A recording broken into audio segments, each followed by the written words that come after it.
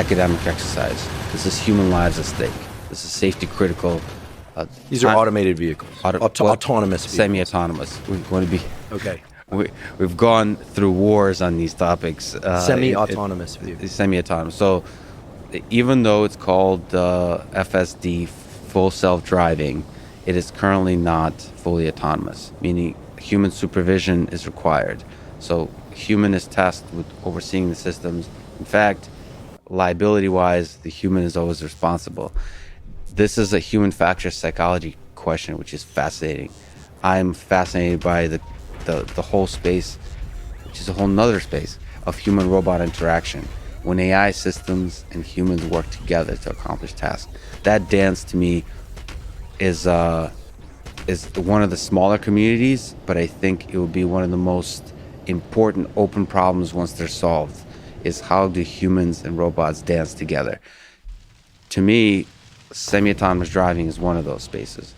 So for Elon, for example, he doesn't see it that way. He sees semi-autonomous driving as a stepping stone towards fully autonomous driving. Like, humans and robots can't dance well together. Like humans and humans dance and robots dance. Like, we need to, this is an engineering problem. We need to design a perfect robot that solves this problem. To me, forever, maybe this is not the case with driving, but the world is going to be full of problems where it's always humans and robots have to interact, because I think robots will always be flawed, just like humans are going to be flawed, are flawed. And that's what makes life beautiful, that they're flawed. That's where learning happens, at the edge of your capabilities. So you always have to figure out, how can flawed robots and flawed humans interact together such that they, like the sum is bigger than the whole, as opposed to focusing on just building the perfect robot. Mm-hmm. So that's one of the most exciting applications, I would say, of artificial intelligence to me, is autonomous driving and semi-autonomous driving.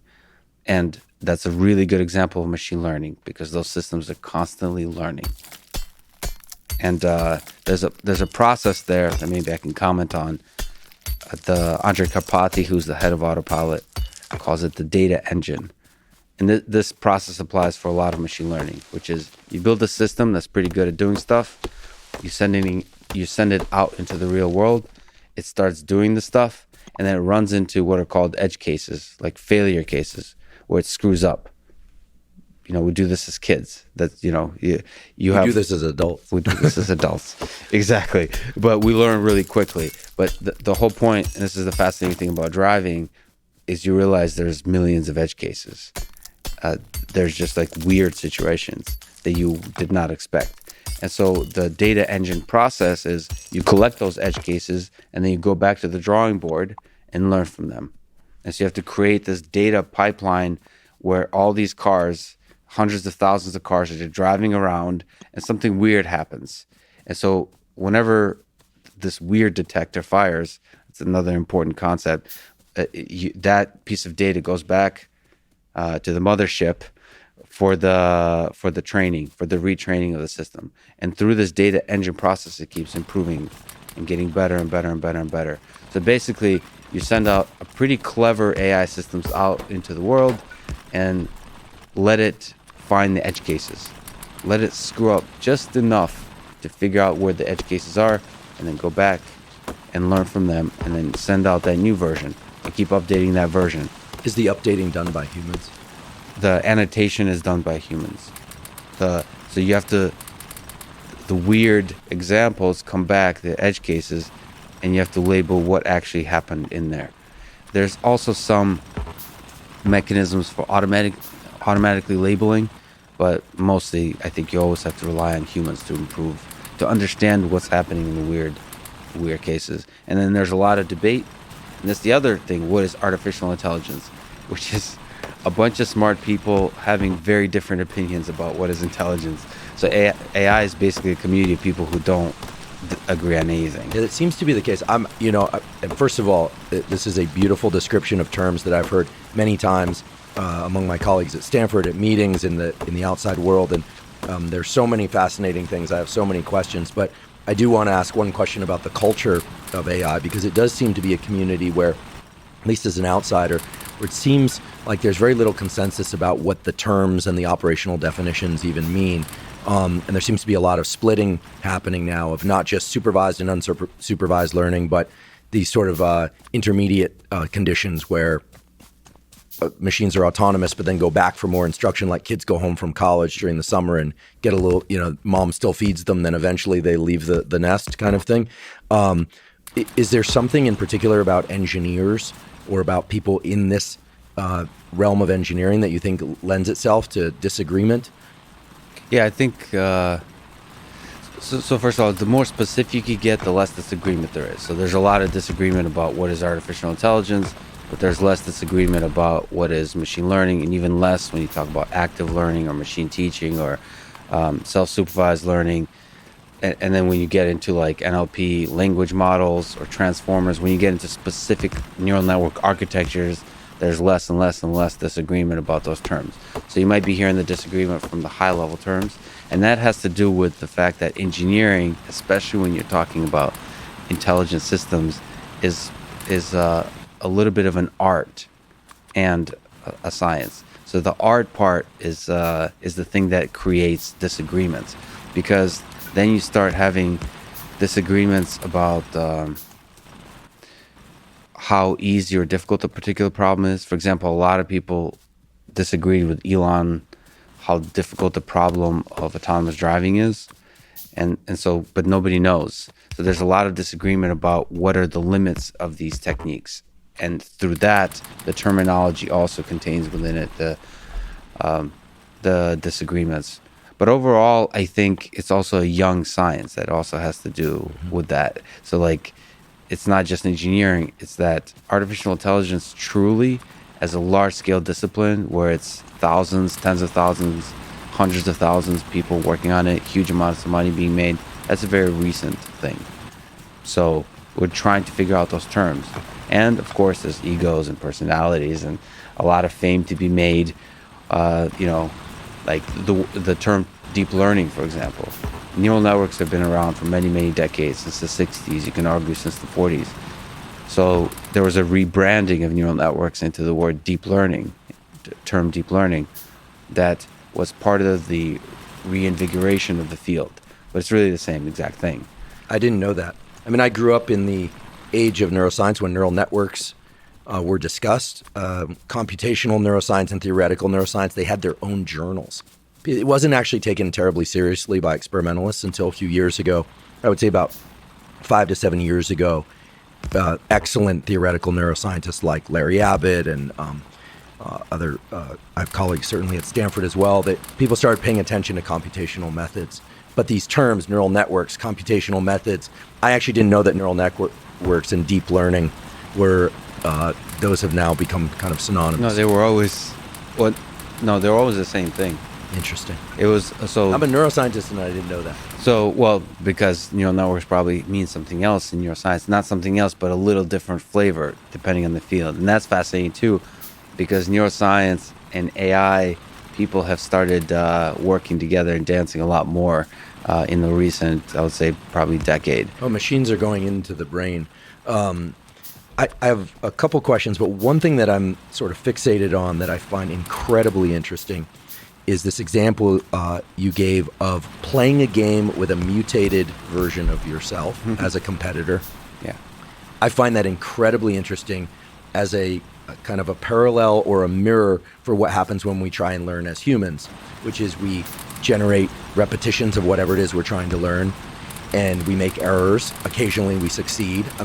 In a simple example, for instance, of trying to throw bullseyes on a dartboard. Yeah. I'm going to have errors. I'll probably miss the dartboard and maybe occasionally hit a bullseye. And I don't know exactly what I just did, right?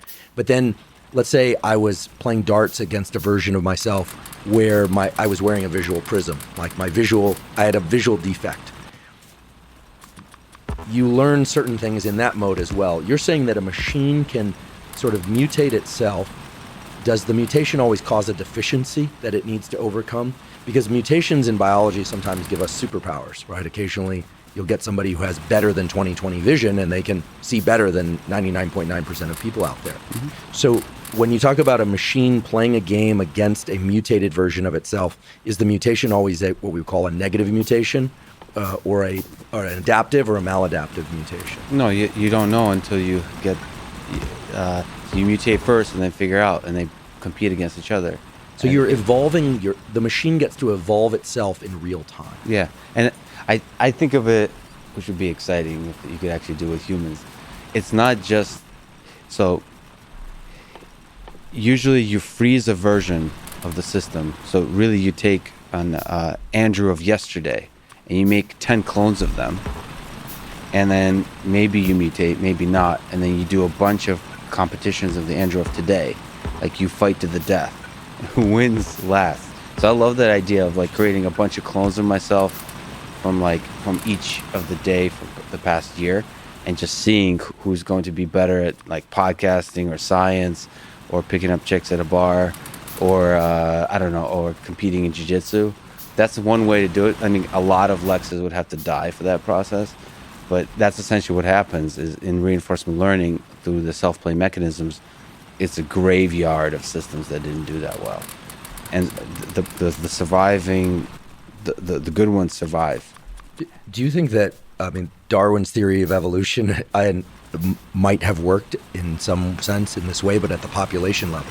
I mean, you get a bunch of birds with different shaped beaks, and some birds have the shaped beak that allows them to get the seeds. I mean, it's a trivially simple example of Darwinian evolution, but I think it's correct, if not, even though it's not exhaustive. Is that what you're referring to? You essentially that normally this is done between members of a different species. Lots of different members of species have different traits, and some get selected for. But you could actually create multiple versions of yourself with different traits. So I should probably have said this, but perhaps it's implied, but with machine learning or with reinforcement learning through these processes, one of the big requirements is to have an objective function, a loss function, a utility function. Those are all different terms for the same thing. There's an equation that says what's good, and then you're trying to optimize that equation. So there's a clear goal for these systems, because it's a game. Like with chess, there's a goal. But for anything you want machine learning to solve, there needs to be an objective function. In machine learning, it's usually called loss function that you're optimizing. The interesting thing about evolution, complicated of course, but the goal also seems to be evolving. Like it's, I guess, adaptation to the environment is the goal, but it's unclear you can convert that always. It's like survival of the fittest. It's unclear what the fittest is. In machine learning, the starting point, and this is like what human ingenuity provides, is that fitness function of what's good and what's bad. Which it lets you know which of the systems is going to win. So you need to have an equation like that. One of the fascinating things about humans is we figure out objective functions for ourselves. Like it's the meaning of life. Like, why the hell are we here?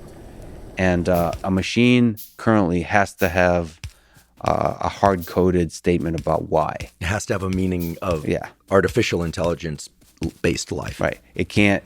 So, like, there's a lot of interesting explorations about that function being more about curiosity, about learning new things and all that kind of stuff. But it's still hard-coded. If you want a machine to be able to be good at stuff, it has to be given very clear statements of what good at stuff means. That's one of the challenges of artificial intelligence is you have to formalize in order to solve a problem, you have to formalize it, and you have to provide both like the full sensory information. You have to be very clear about what is the data that's being collected, and you have to also be clear about the objective function. What is the goal that you're trying to reach? And that's a very difficult thing for artificial intelligence. I love that you mentioned curiosity. I'm sure this definition falls short in many ways, but I define curiosity as a strong interest in knowing something, but without an attachment to the outcome. You know, it's sort of it could be a random search, but there's not really an emotional attachment. It's really just a desire to discover and unveil what's there without hoping it's a gold coin under a rock. You're just looking under rocks.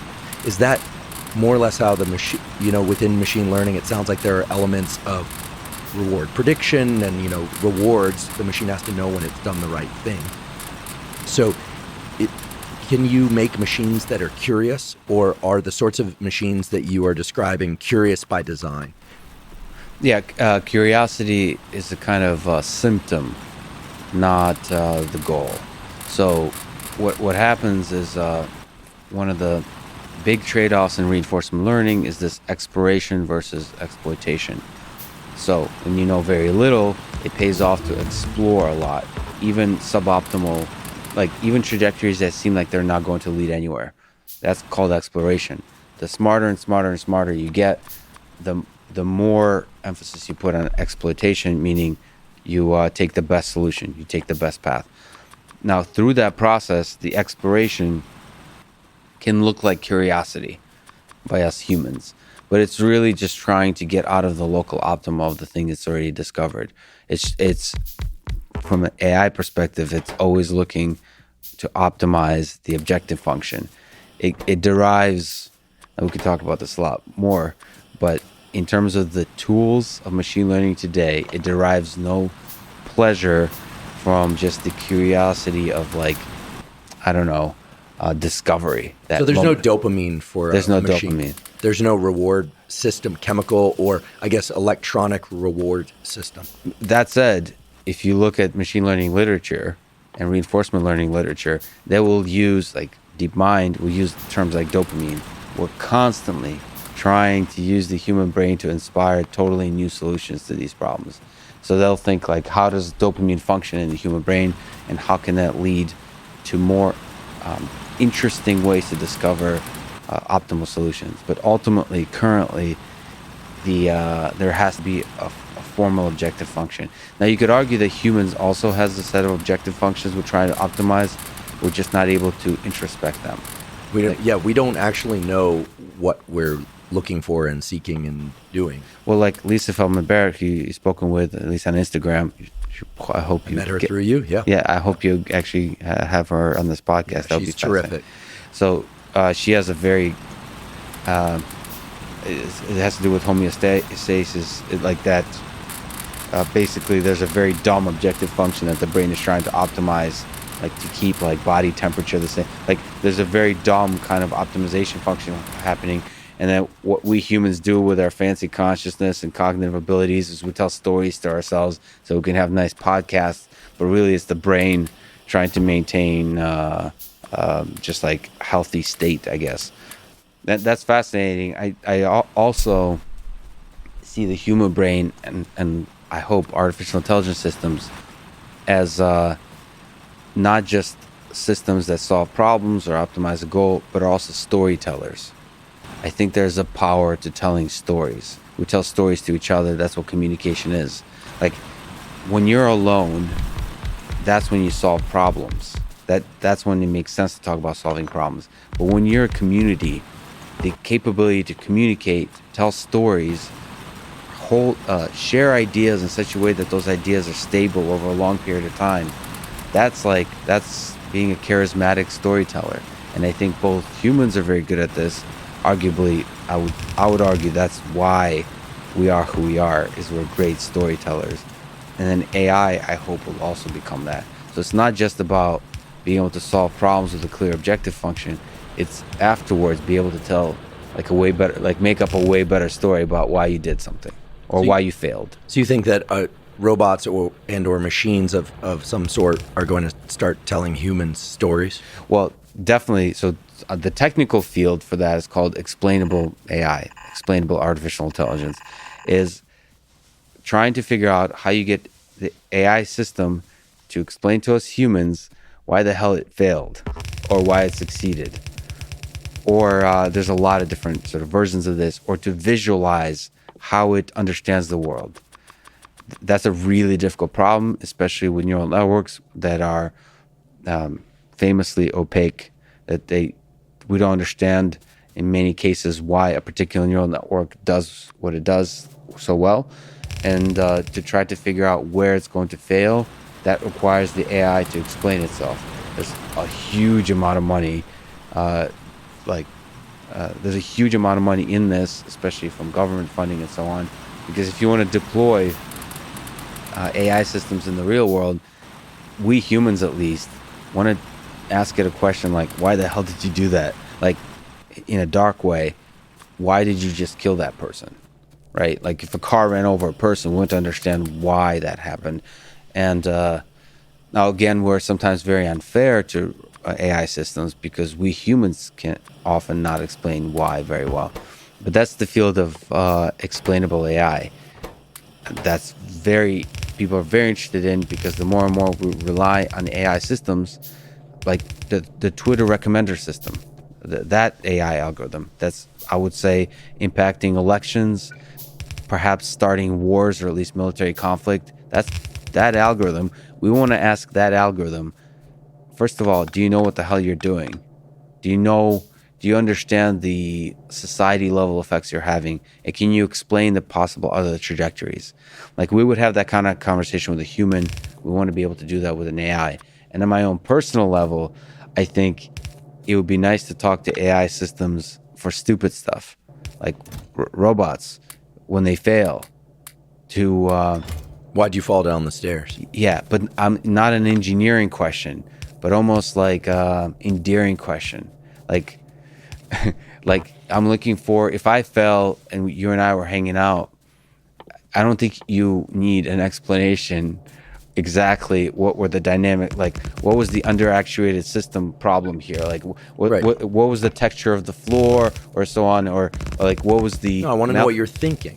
that, or you might joke about, like, you're drunk again, go home, or something. Like, there could be humor in it. That's an opportunity. Like, storytelling isn't just explanation of what happened. It's something that makes people laugh, makes people fall in love, makes people dream and understand things in a way that poetry makes people understand things, as opposed to a rigorous log of where every sensor was, where every actuator was. I mean, I find this incredible because, one of the hallmarks of severe autism spectrum disorders is a report of experience from the autistic person that is very much a catalog of action steps. It's like, how do you feel today? And they'll say, well, I got up and I did this, and then I did this, and I did this. And it's not at all the way that a person who doesn't have autism spectrum disorder would respond. And the way you describe these machines has so much humanism, or so much of a human and biological element. But I realize that we are talking about machines. I want to make sure that I understand if there's a distinction between a machine that learns, a machine with artificial intelligence, and a robot. Like, at what point does a machine become a robot? So if I have a ballpoint pen, I'm assuming I wouldn't call that a robot. But if my ballpoint pen can come to me when I move to the opposite side of the table, if it moves by whatever mechanism, at that point, does it become a robot? Okay, there's a million ways to explore this question. It's a fascinating one. So first of all, there's the question of what is life? Like, how do you know something is a living form and not? And it's similar to the question of when does sort of maybe a cold computational system becomes a... well, we're already loading these words with a lot of meaning, Sure. Robot and machine. But, so one, I think movement is important. But that's kind of a boring idea, that a robot is just a machine that's able to act in the world. So one, artificial intelligence could be both just the thinking thing, which I think is what machine learning is, and also the acting thing, which is what we usually think about robots. The robots are the things that have a perception system that's able to take in the world, however you define the world, is able to think and learn and do whatever the hell it does inside, and then act on the world. So that's the difference between maybe an AI system or a machine and a robot. A robot is something that's able to perceive the world and act in the world. So it could be through language or sound, or it could be through movement, or both. Yeah, and I think it could also be in the digital space, as long as there's a aspect of entity that's inside the machine and a world that's outside the machine, and there's a sense in which the machine is sensing that world and acting in it. So it could, for instance, there could be a version of a robot, according to the definition that I think you're providing, where the robot, where I go to sleep at night, and this robot goes and forages for information that it thinks I want to see loaded onto my desktop in the morning. There was no movement of that machine. There was no language, but it essentially has movement in cyberspace. Yeah, there's a distinction that I think is important in that there's an element of it being an entity, whether it's in the digital or the physical space. So when you have something like Alexa in your home, most of the speech recognition, most of what Alexa is doing is constantly being sent back to the mothership. When Alexa is there on its own, that's to me a robot. When it's there interacting with the world, when it's simply a finger of the main mothership, then Alexa's not a robot. Then it's just an interaction device. Then maybe the main Amazon Alexa AI big system is the robot. So that's important because there's some element to us humans, I think, where we want there to be an entity, whether in the digital or the physical space. That's where ideas of consciousness come in, and all those kinds of things, that we project our understanding of what it means to be a being. And so to take that further, when does a machine become a robot? I think there's a special moment. There's a special moment in a person's life, in a robot's life, where it surprises you. I think surprise is a really powerful thing, where you know how the thing works and yet it surprises you. That's a magical moment for us humans. So whether it's a chess playing program that does something that you haven't seen before, that makes people smile, like, huh. Those moments happen with AlphaZero for the first time in chess playing, or grandmasters were really surprised by a move. They didn't understand the move, and then they studied and then they understood it. But that moment of surprise, that's for grandmasters in chess. I find that moment of surprise really powerful, really magical in just everyday life. Because it supersedes the human brain in that moment? So it's not supersedes, like outperforms, but surprises you in a positive sense. Like I didn't think you could do that. I didn't think that you had that in you. And I think that moment is a big transition for a robot from a moment of being a servant that accomplishes a particular task with some level of accuracy, with some rate of failure, to an entity, a being that's struggling just like you are in this world. And that's a really important moment that I think you're not going to find many people in the AI community that talk like I just did. I'm not speaking like some philosopher or some hippie. I'm speaking from purely engineering perspective. I think it's really important for robots to become entities and explore that as a real engineering problem, as opposed to everybody treats robots in the robotics community. They don't even call them a he or she. They don't try to avoid giving them names. They really want to see it like a system, like a servant. They see it as a servant that's trying to accomplish a task. To me, and I don't think I'm just romanticizing the notion, I think it's a being. It's currently perhaps a dumb being, but in the long arc of history, humans are pretty dumb beings too. So I would agree with that statement. So I tend to really want to explore this, treating robots really as entities. So like anthropomorphization, which is the sort of the act of looking at a inanimate object and projecting onto it lifelike features. I think robotics generally sees that as a negative. I see it as a superpower. Like that, we need to use that. Well, I'm struck by how that really grabs on to the relationship between human and machine, or human and robot. So the simple question is, and I think you've already told us the answer, but does interacting with a robot change you? Does it, in other words, do we develop relationships to robots? Yeah, I definitely think so. I think the moment you see a robot or AI systems as more than just servants, but entities, they begin to change you, just like good friends do, just like relationships, just like other humans. I think for that, you have to have certain aspects of that interaction, like the robot's ability to say no, to have its own sense of identity, to have its own set of goals that's not constantly serving you, but instead trying to understand the world and do that dance of understanding through communication with you. So I definitely think there's I mean, I have a lot of thoughts about this, as you may know, and that's at the core of my lifelong dream, actually, of what I want to do, which is I believe that most people have a notion of loneliness in them that we haven't discovered, that we haven't explored, I should say.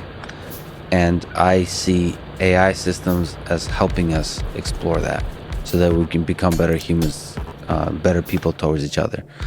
So I think that connection between human and AI, human and robot, is not only possible, but will help us understand ourselves in ways that are like several orders of magnitude deeper than we ever could have imagined.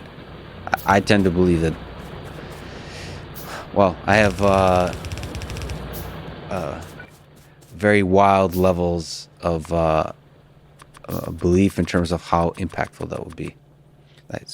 So when I think about human relationships, I don't always break them down into variables, but we could explore a few of those variables and see how they map to human-robot relationships. One is just time, right? If you spend zero time with another person at all in cyberspace or on the phone or in person, you essentially have no relationship to them. If you spend a lot of time, you have a relationship. This is obvious, but I guess one variable would be time. How much time you spend with the other entity, robot or human. The other would be wins and successes. You know, you enjoy successes together. I'll give an absolutely trivial example of this in a moment, but the other would be failures. When you struggle with somebody, whether or not you struggle between one another, you disagree. Like, I was really struck by the fact that you said that robots saying no. I've never thought about a robot saying no to me, but there it is. I look forward to you being one of the first people I send this robot to. So do I. So there's struggle. You grow, you know, when you struggle with somebody, you grow closer. Sometimes the struggles are imposed between those two people, so-called trauma bonding, they call it in the whole psychology literature and pop psychology literature. But in any case, I could imagine, so time, successes together, struggle together, and then just peaceful time, hanging out at home, watching movies, waking up near one another. Here we're breaking down the kind of elements of relationships of any kind. So do you think that these elements apply to robot-human relationships? And if so, then I could see how if the robot is its own entity and has some autonomy in terms of how it reacts to you, it's not just there just to serve you. It's not just a servant. It actually has opinions and can tell you when maybe your thinking is flawed or your actions are flawed. It can also leave. It could also leave. So I've never conceptualized robot-human interactions this way. So tell me more about how this might look. Are we thinking about a human-appearing robot? I know you and I have both had intense relationships to our, we have separate dogs, obviously, but to animals. This sounds a lot like human-animal interaction. So what is the ideal human-robot relationship? So there's a lot to be said here, but you actually pinpointed one of the big first steps, which is this idea of time. And it's a huge limitation in machine learning community currently. Now we're back to like the actual details. Lifelong learning is a problem space that focuses on how AI systems can learn over a long period of time. What's currently most machine learning systems are not able to do is to all of the things you've listed under time, the successes, the failures, or just chilling together watching movies. AI systems are not able to do that. which is all the beautiful, magical moments that I believe are the days filled with. They're not able to keep track of those together with you. Because they can't move with you and be with you. No. Like literally, we don't have the techniques to do the learning, the actual learning of containing those moments. Current machine learning systems are really focused on understanding the world in the following way. It's more like the perception system, like looking around, understand like what's in the scene, that there's a bunch of people sitting down, that there is cameras and microphones, that there's a table, understand that. But the fact that we shared this moment of talking today and still remember that for next time you're doing something, remember that this moment happened. We don't know how to do that technique wise. This is what I'm hoping to innovate on, as I think it's a very, very important component of what it means to create a deep relationship, that sharing of moments together. Could you post a photo of you and the robot, like selfie with robot, Yeah. and then the robot sees that image and recognizes that was time spent, there were smiles or there were tears, Yeah. and create some sort of metric of emotional depth in the relationship and update its behavior? So, Couldn't it text you in the middle of the night and say, "Why haven't you texted me back?" well, yes, all of those things, but we can dig into that. But I think that time element, forget everything else, just sharing moments together, that changes everything. I believe that changes everything. Now, there's specific things that are more in terms of systems that I can explain you. It's more technical and probably a little bit offline, because I have kind of wild ideas how that can revolutionize social networks and operating systems. But the point is that element alone. Forget all the other things we're talking about, like emotions, saying no, all that. Just remember, sharing moments together will change everything. We don't currently have systems that share moments together. Like even just you and your fridge. Just all those times you went late at night and ate the thing you shouldn't have eaten. That was a secret moment you had with your refrigerator. You shared that moment, that darkness or that beautiful moment where you just, like heartbroken for some reason, you're eating that ice cream or whatever. That's a special moment. And that refrigerator was there for you. And the fact that it missed the opportunity to remember that is tragic. And once it does remember that, I think you're gonna be very attached to the refrigerator. You're gonna go through some hell with that refrigerator. Most of us have, like, in the developed world, have weird relationships with food, right? So you can go through some deep moments of trauma and triumph with food. Absolutely. And at the core of that is the refrigerator. So a smart refrigerator, I believe, would change society. Not just the refrigerator, but these ideas in the systems all around us. So that I just want to comment on how powerful that idea of time is. And then there's a bunch of elements of actual interaction, of allowing you as a human to feel like you're being heard, truly understood. That we human, like, deep friendship is like that, I think. But there's still an element of selfishness. There's still an element of not really being able to understand another human. And a lot of the times when you're going through trauma together, through difficult times and through successes, you're actually starting to get that inkling of understanding of each other. But I think that could be done more aggressively, more efficiently. Like if you think of a great therapist, I think, I've never actually been to a therapist, but I'm a believer. I used to want to be a psychiatrist. Do Russians go to therapists? No, they don't. They don't. And if they do, the therapists don't live to tell the story. No. I do believe in talk therapy, which friendship is to me is talk therapy, or like it's you don't necessarily need to talk. It's like just connecting in the space of ideas, in the space of experiences. And I think there's a lot of ideas of how to make AI assistants to be able to ask the right questions and truly hear another human. This is what we try to do with podcasting, right? I think there's ways to do that with AI. But above all else, just remembering the collection of moments that make up the day, the week, the months. I think you maybe have some of this as well.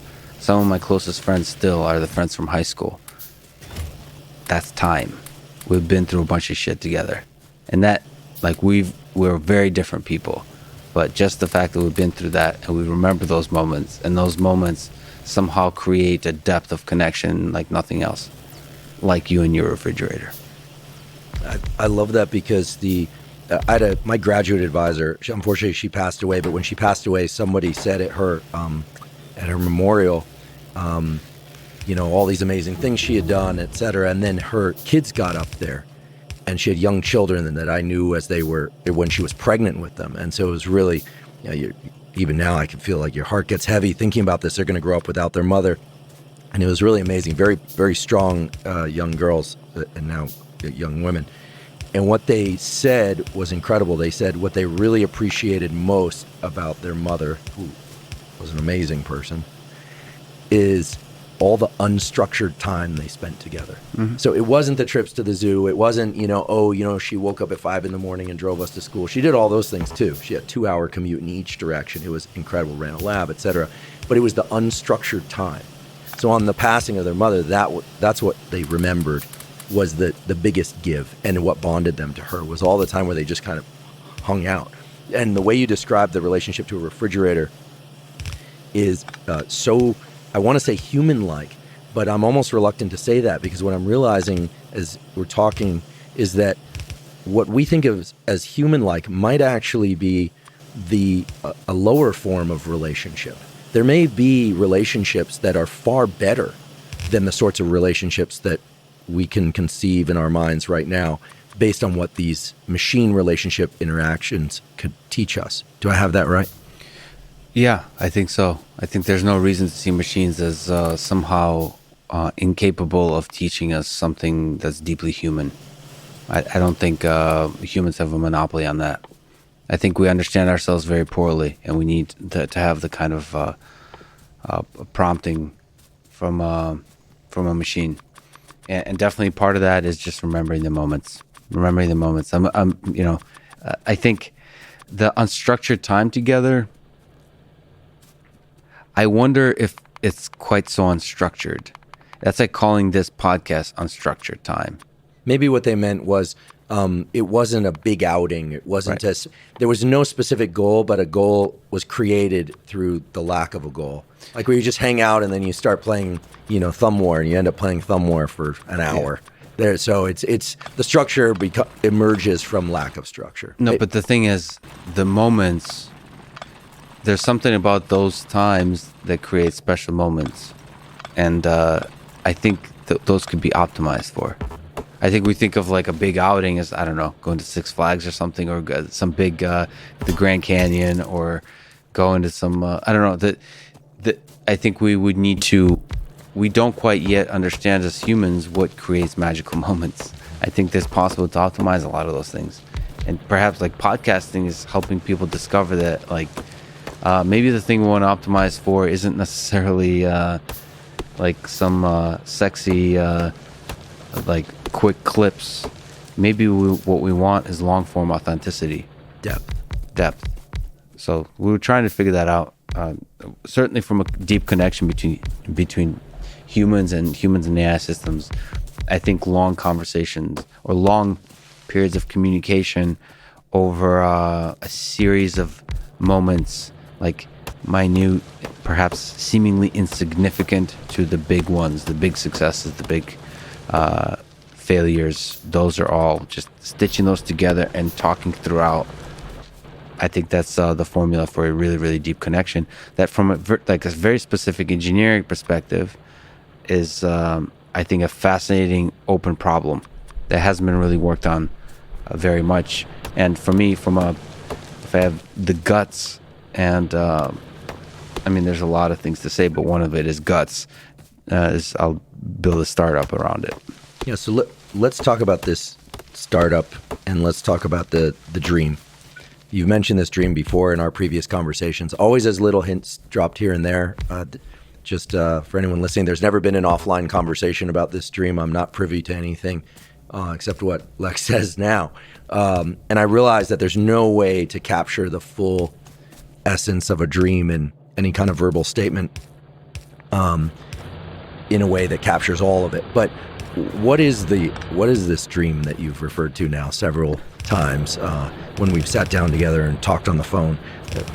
Maybe it's this company, maybe it's something distinct. If you feel comfortable, it'd be great if you could share a little bit about what that is. Sure. So the way people express long-term vision, I've noticed, is quite different.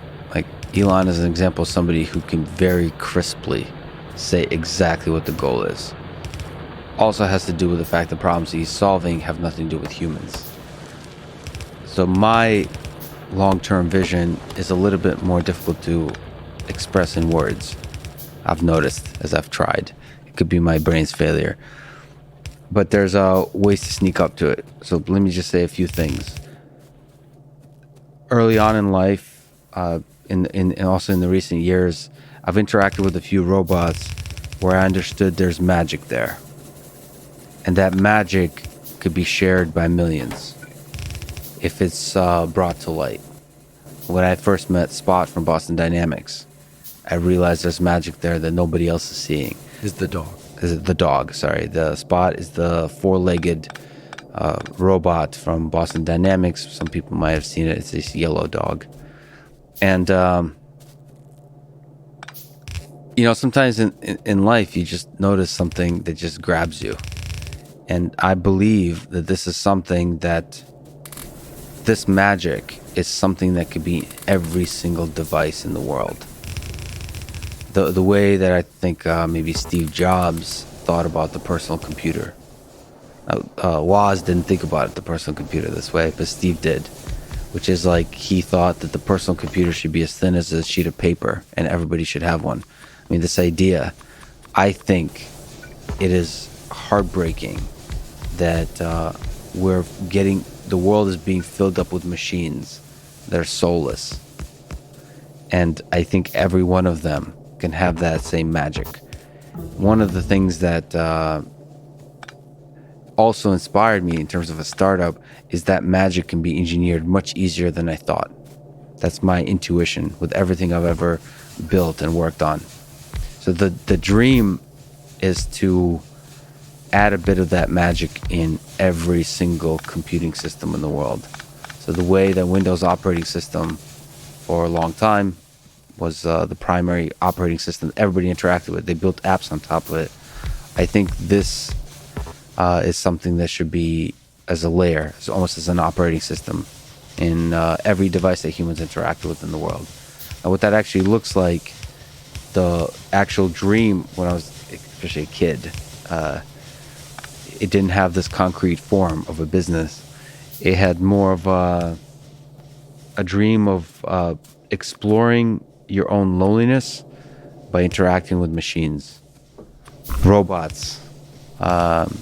This deep connection between humans and robots was always a dream.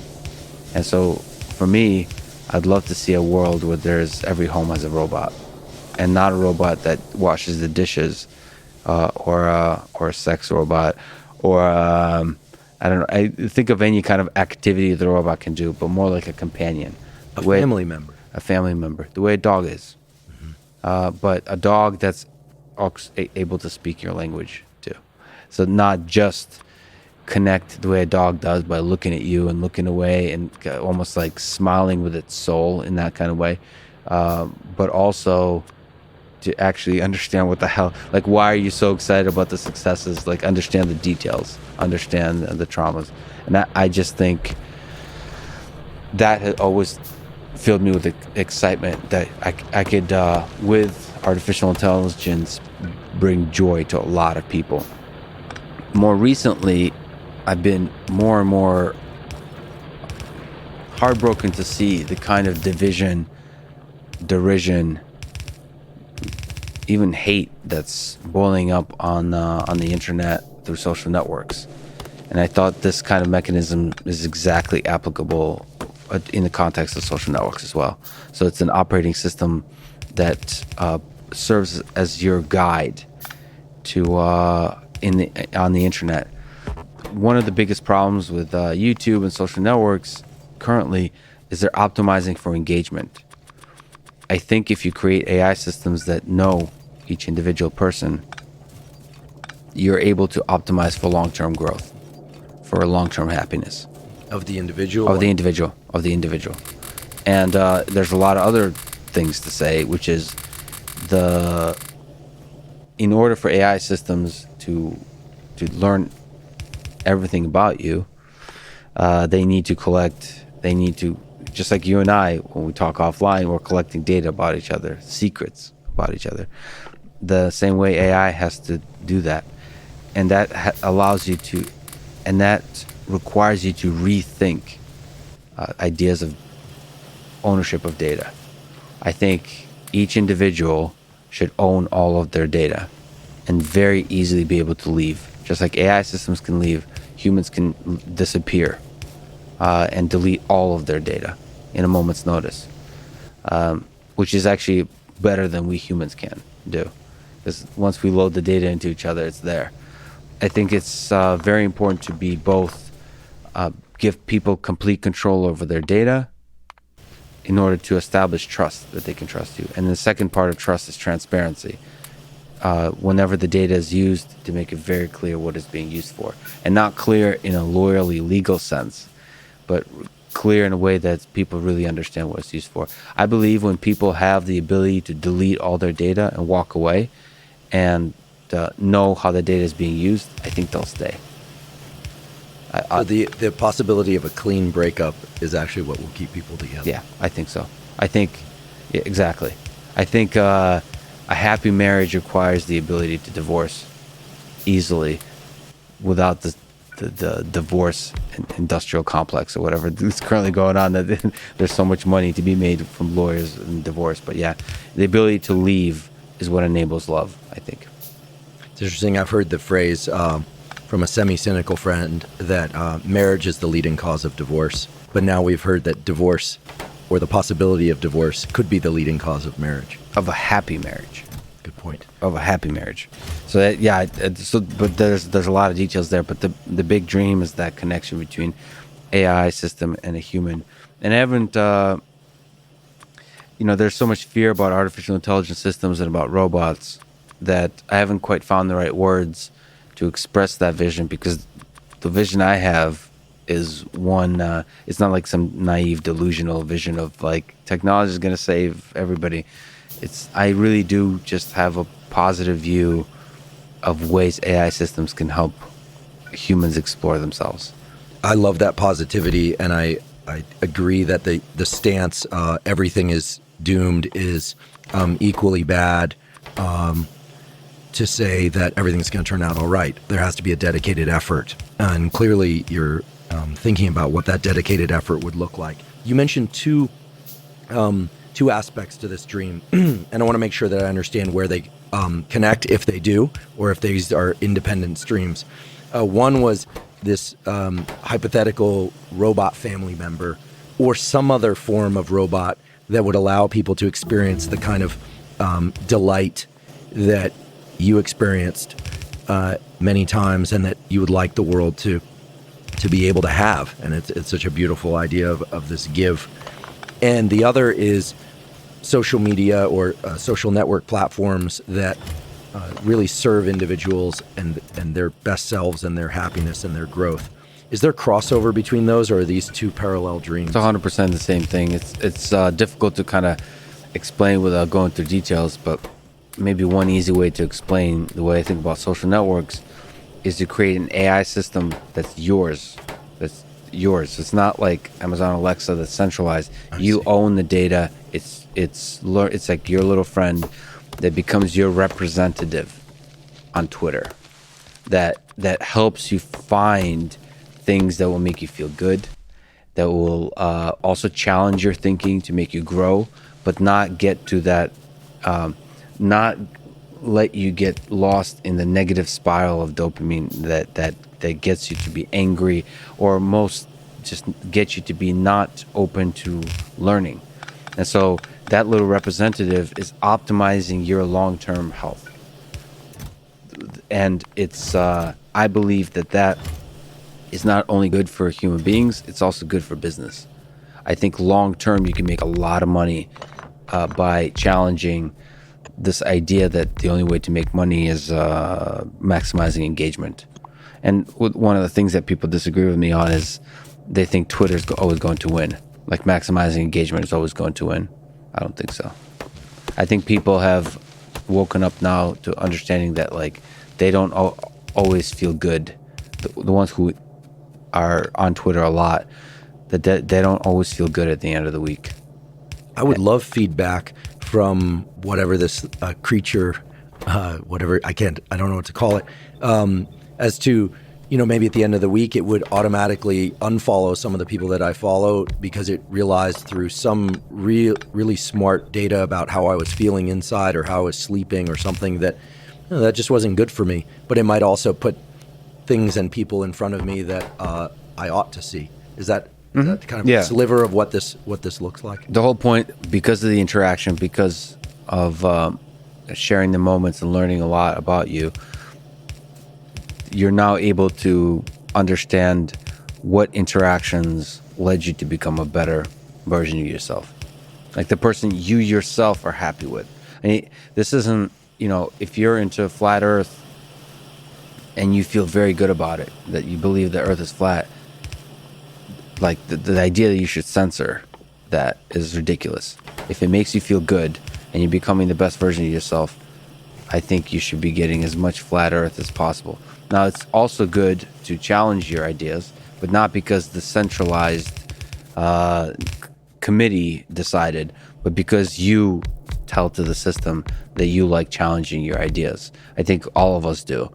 And then, which actually YouTube doesn't do that well, once you go down the flat Earth rabbit hole, that's all you're going to see. It's nice to get some really powerful communicators to argue against flat Earth. And it's nice to see that for you and potentially, at least long term, to expand your horizons. Maybe the Earth is not flat. But if you continue to live your whole life thinking the Earth is flat, I think, and you're being a good father or son or daughter, and like you're being the best version of yourself and you're happy with yourself, I think the Earth is flat. So like I think this kind of idea, and I'm just using that kind of silly, ridiculous example because I don't like the idea of centralized forces controlling what you can and can't see. But I also don't like this idea of like not censoring anything, because that's always the biggest problem with that is there's a central decider. I think you yourself can decide what you want to see and not, and it's good to have a companion that reminds you that you felt shitty last time you did this, or you felt good last time you did this. I mean, I feel like in every good story there's a guide or a companion that flies out or forages a little bit further or a little bit differently and brings back information that helps us, or at least tries to steer us in the right direction. So actually, that's exactly the what I'm thinking and what I've been working on. I should mention there's a bunch of difficulties here. You've seen me up and down a little bit recently. So there's technically a lot of challenges here. This, like with a lot of technologies, and the reason I'm talking about it on a podcast comfortably as opposed to working it in secret is it's really hard, and maybe its time has not come. And that's something you have to constantly struggle with in terms of like entrepreneurially as a startup. Like I've also mentioned to you, maybe offline, I really don't care about money. I don't care about business success, all those kinds of things. So it's a difficult decision to make. How much of your time do you want to go all in here and give everything to this?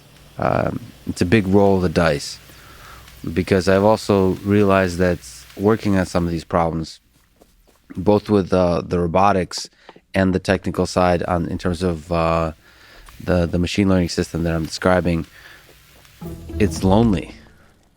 It's really lonely, because both on a personal level and a technical level. So on the technical level, I'm surrounded by people that kind of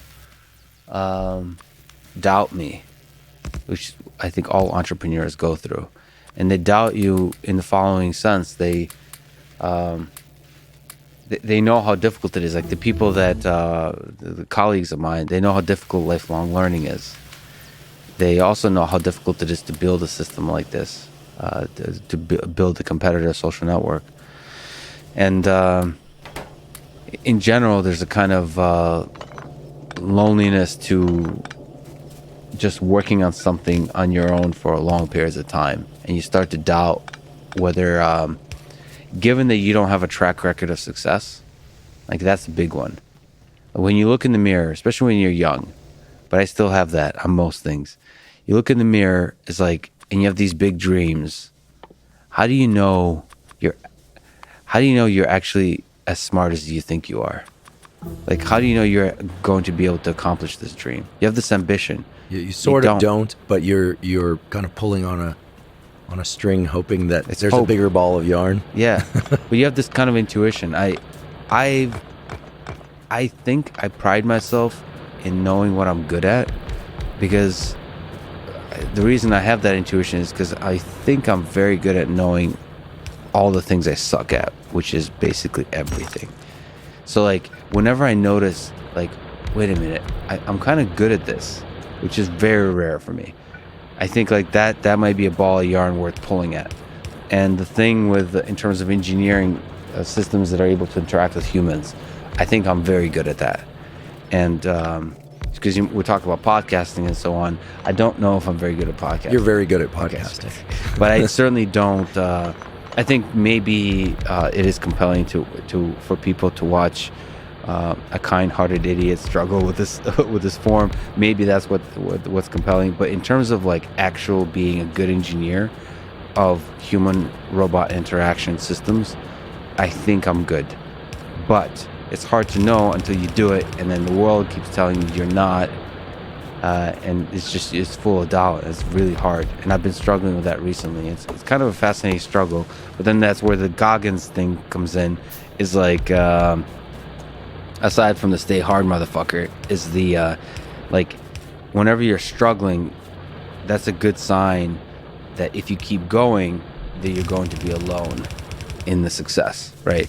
Like, well, in your case, however, I agree. And actually, David had a post recently that I thought was, among his many brilliant posts, was one of the more brilliant about how, he talked about this myth of the light at the end of the tunnel. And instead, what he replaced that myth with was a concept that eventually your eyes adapt to the dark. That the tunnel, it's not about a light at the end, that it's really about adapting to the dark of the tunnel. It's very Goggins. I love him so much. Yeah, you guys share a lot in common. Knowing you both a bit, you share a lot in common. But in this loneliness and the pursuit of this dream, it seems to me it has a certain component to it that is extremely valuable, which is that the loneliness itself could serve as a driver to build the companion for the journey. Well, I'm very deeply aware of that. So, like, some people can because I talk about love a lot. I really love everything in this world, but I also love humans, friendship, and romantic. Like even the cheesy stuff. You like romantic movies? Yeah, not those. Not necessarily. Well, I got so much shit from Rogan about like, the tango scene from Scent of a Woman. But yes, I find like there's nothing better than a woman in a red dress, like just like classy. You should move to Argentina, my friend. Yeah, my father's Argentine, and you know what he said when I went on your podcast for the first time? He said he dresses well. Because in Argentina, the men go to a wedding or a party or something. In the U.S., by halfway through the night, 10 minutes in the night, all the jackets are off. Yeah. It looks like everyone's undressing for the party they just got dressed up for.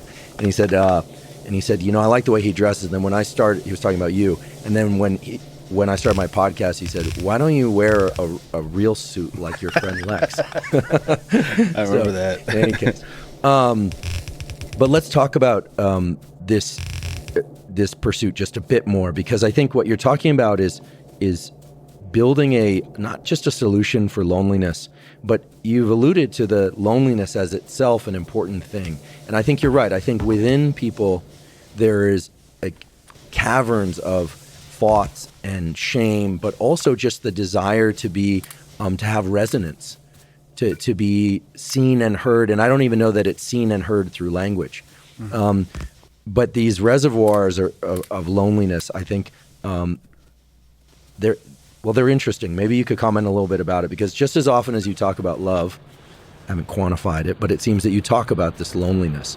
And maybe you just would, if you're willing, you share a little bit more about that and what that feels like now in the pursuit of building this robot-human relationship. And you've been, let me be direct, you've been spending a lot of time on building a robot-human relationship. Where's that at? Oh, in terms of business and in terms of systems? No, I'm talking about a specific robot. Oh, so okay, I should mention a few things.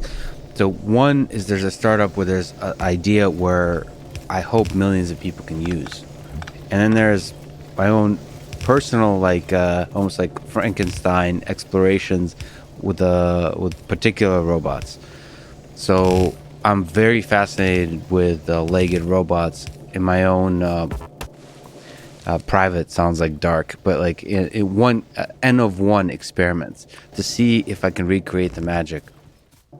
And I have a lot of really good already perception systems and control systems that are able to communicate affection in a dog-like fashion. So I'm in a really good place there. The stumbling blocks, which also have been part of my sadness recently, is that I also have to work with robotics companies that, I gave so much of my heart, soul, and love and appreciation towards Boston Dynamics, but Boston Dynamics is also, is a company that has to make a lot of money, and they have marketing teams, and they're like looking at this silly Russian kid in a suit and tie. It's like, what's he trying to do with all this love and robot interaction and dancing and so on? So there was I think, let's say for now, it's like when you break up with a girlfriend or something. Right now, we decided to part ways on this particular thing. They're huge supporters of mine. They're huge fans. But on this particular thing, Boston Dynamics is not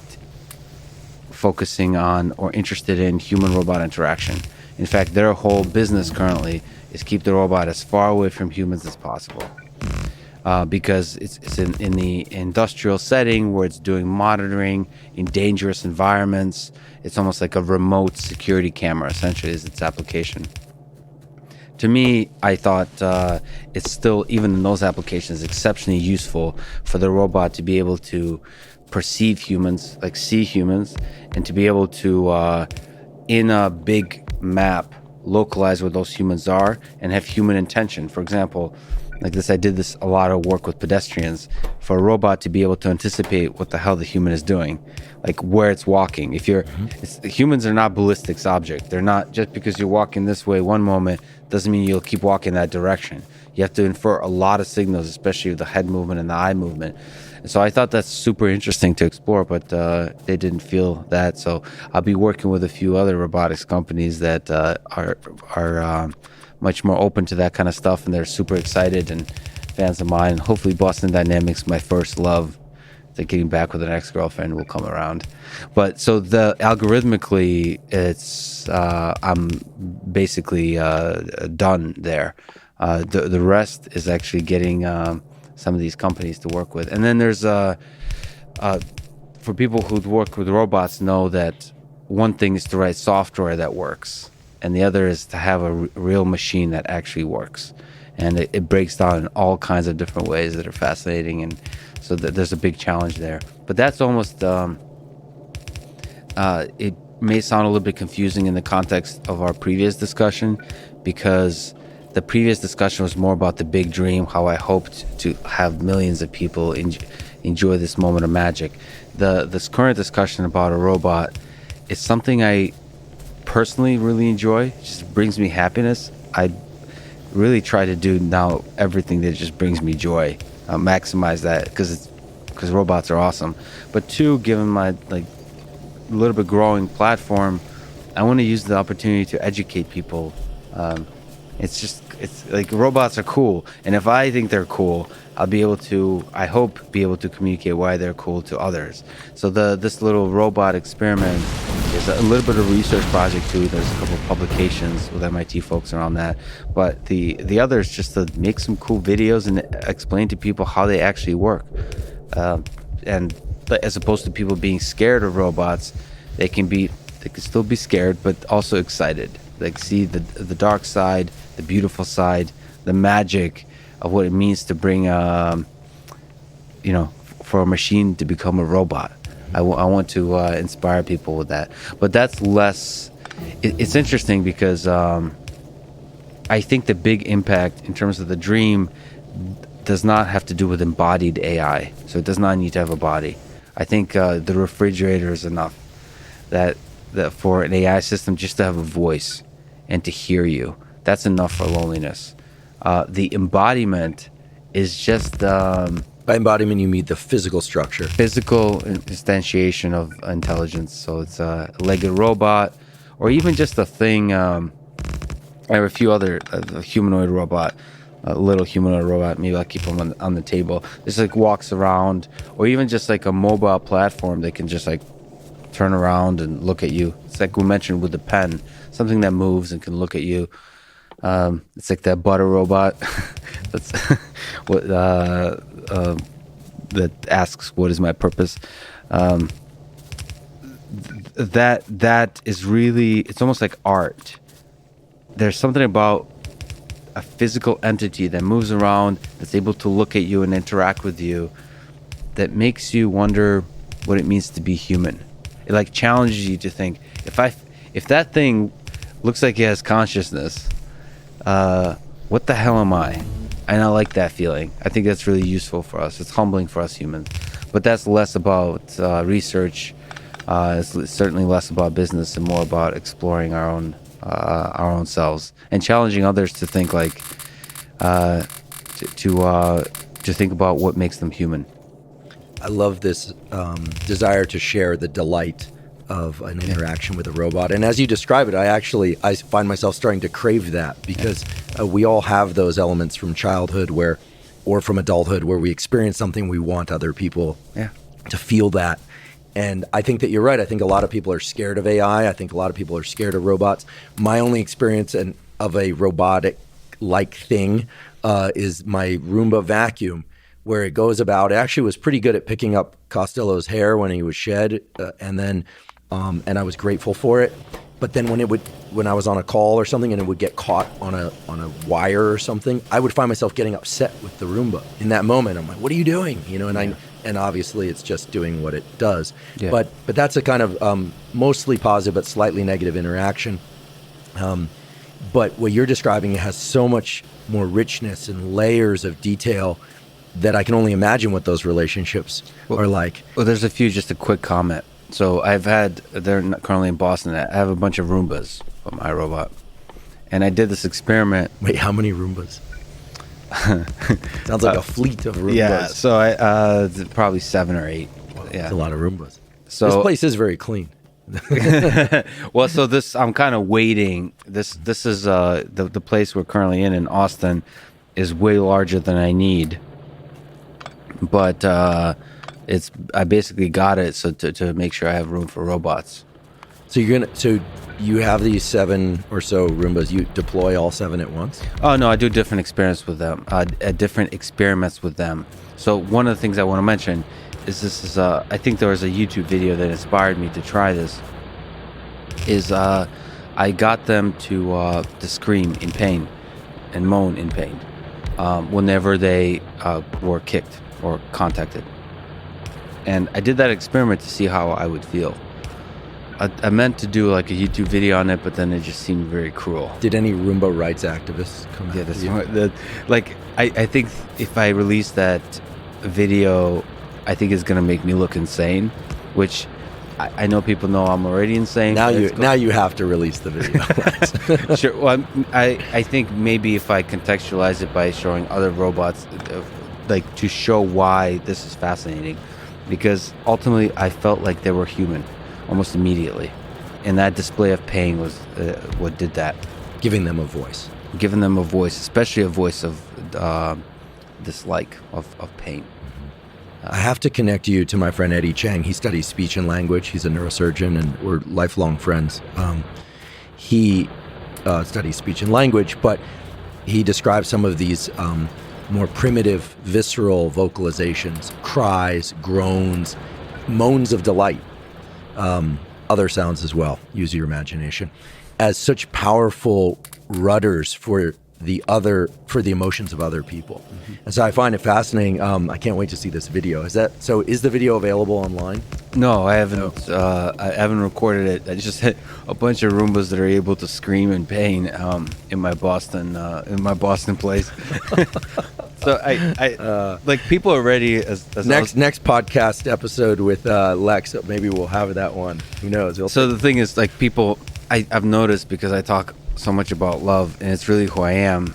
I think they want to. To a lot of people, it seems like there got to be a dark person in there somewhere. And I thought if I released videos and Roombas screaming, and they're like, "Yep, that guy is definitely insane." What about shouts of glee and delight? You could do that too, right? I don't know how to. To me, delight is quiet, right? Like you're Russian. I'm like Americans are much louder than Russians. Yeah. But I don't. I mean, unless you're talking about like, I don't know how you would have sexual relations with a Roomba. Well, I wasn't necessarily saying sexual delight, but trust me, I tried. No, I'm just kidding. That's a joke, internet.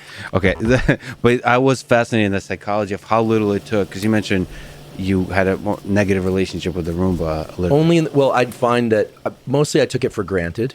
Yeah. It just served me. It collected Costello's hair, and then when it would do something I didn't like, I would get upset with it. So that's not a good relationship. It was taken for granted, and I would get upset, and then I'd park it again, and I just like, you're in the corner. Yeah, but there's a way to frame it being quite dumb as almost cute. You know, you're almost connecting with it for its dumbness, and I think that's an artificial intelligence problem. Interesting. I think flaws should be a feature, not a bug.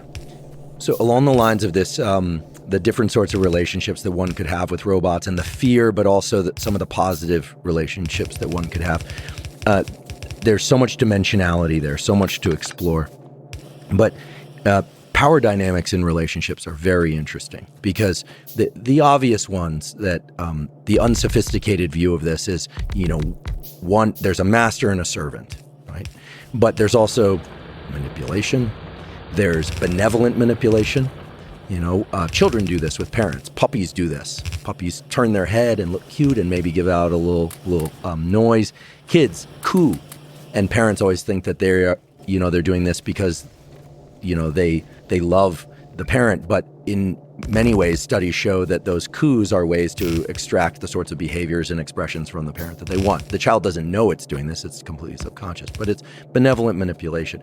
So there's one version of fear of robots that I hear a lot about, that I think most people can relate to, where the robots take over and they become the masters and we become the servants. But there could be another version that in certain communities that I'm certainly not a part of, but they call topping from the bottom, where the robot is actually manipulating you into doing things, but you are under the belief that you are in charge, but actually they're in charge. And so I think that's one that, if we could explore that for a second, you could imagine it wouldn't necessarily be bad, although it could lead to bad things. The reason I want to explore this is I think people always default to the extreme, like the robots take over and we're in little jail cells and they're out having fun and ruling the universe. What sorts of manipulation can a robot potentially carry out, good or bad? Yeah, so there's a lot of good and bad manipulation between humans, right? Just like you said. To me, especially like you said, topping from the bottom, is that the term? So I think someone from MIT told me that term. Yeah. It wasn't Lex. I think so. First of all, there's power dynamics in bed and power dynamics in relationships and power dynamics on the street and in the work environment. Those are all very different. I think power dynamics can make human relationships, especially romantic relationships, fascinating and rich and fulfilling and exciting and all those kinds of things. So I don't I don't think in themselves they're bad. And the same goes with robots. I really love the idea that a robot would be a top or a bottom in terms of like power dynamics. And I think everybody should be aware of that. And the manipulation is not so much manipulation, but a dance of like pulling away, push and pull, and all those kinds of things. In terms of control, I think we're very, very, very far away from AI systems that are able to lock us up. They to lock us up in a like to have so much control that we basically cannot live our lives in the way that we want. I think there's in terms of dangers of AI systems, there's much more dangers that have to do with autonomous weapon systems and all those kinds of things. So the power dynamics as exercised in the struggle between nations and war and all those kinds of things. But in terms of personal relationships, I think power dynamics are a beautiful thing. Now, there's, of course, going to be all those kinds of discussions about consent and rights and all those kinds of things. Well, here we're talking, I always say, any discussion around this, if we need to define really the context, it always should be consensual, age appropriate, context appropriate, species appropriate. Yeah. But now we're talking about human-robot interactions, and so I guess that... No, I was trying to make a different point, which is I do believe that robots will have rights down the line. And I think in order for us to have deep, meaningful relationship with robots, we would have to consider them as entities in themselves that deserve respect. And that's a really interesting concept that I think people are starting to talk about a little bit more, but it's very difficult for us to understand how entities that are other than human, I mean, the same as with dogs and other animals, can have rights on a level as humans. Well, we can't and nor should we do whatever we want with animals. We have a USDA, we have departments of agriculture that deal with animal care and use committees for research, for for farming and ranching and all that. So when you first said it, I thought, wait, why would there be a bill of robotic rights? But it absolutely makes sense in the context of everything we've been talking about up until now. Let's, if you're willing, I'd love to talk about dogs, because you've mentioned dogs a couple times, a robot dog. You had a biological dog. Yeah. Yeah, I had a Newfoundland named Homer for many years growing up. In Russia or in the U.S.? In the United States. And he was over 200 pounds. It's a big dog. That's a big dog. If people know Newfoundland, so he's this black dog that's really long hair and just a kind soul. I think perhaps that's true for a lot of large dogs, but he thought he was a small dog, so he moved like that. And was he your dog? Yeah. So you had him since he was fairly young? Since the very, very beginning to the very, very end. And one of the things, I mean, he had this kind of, we mentioned like the Roombas, he had a kind-hearted dumbness about him that was just overwhelming. It's part of the reason I named him Homer, because it's after Homer Simpson, in case people are wondering which Homer I'm referring to. I'm not, so there's not the Odyssey. Exactly. There's a clumsiness that was just something that immediately led to a deep love for each other. And one of the, he was always, it's the shared moments. He was always there for so many nights together. That's a powerful thing about a dog, that he was there through all the loneliness, through all the tough times, through the successes and all those kinds of things. And I remember, that was a really moving moment for me. I still miss him to this day. How long ago did he die? Maybe 15 years ago. So it's been a while. But it was the first time I've really experienced like the feeling of death. So what happened is he got cancer, and so he was dying slowly. And then at a certain point, he couldn't get up anymore. There's a lot of things I could say here. that I struggle with, that maybe he suffered much longer than he needed to. That's something I really think about a lot. But I remember I had to take him to the hospital, and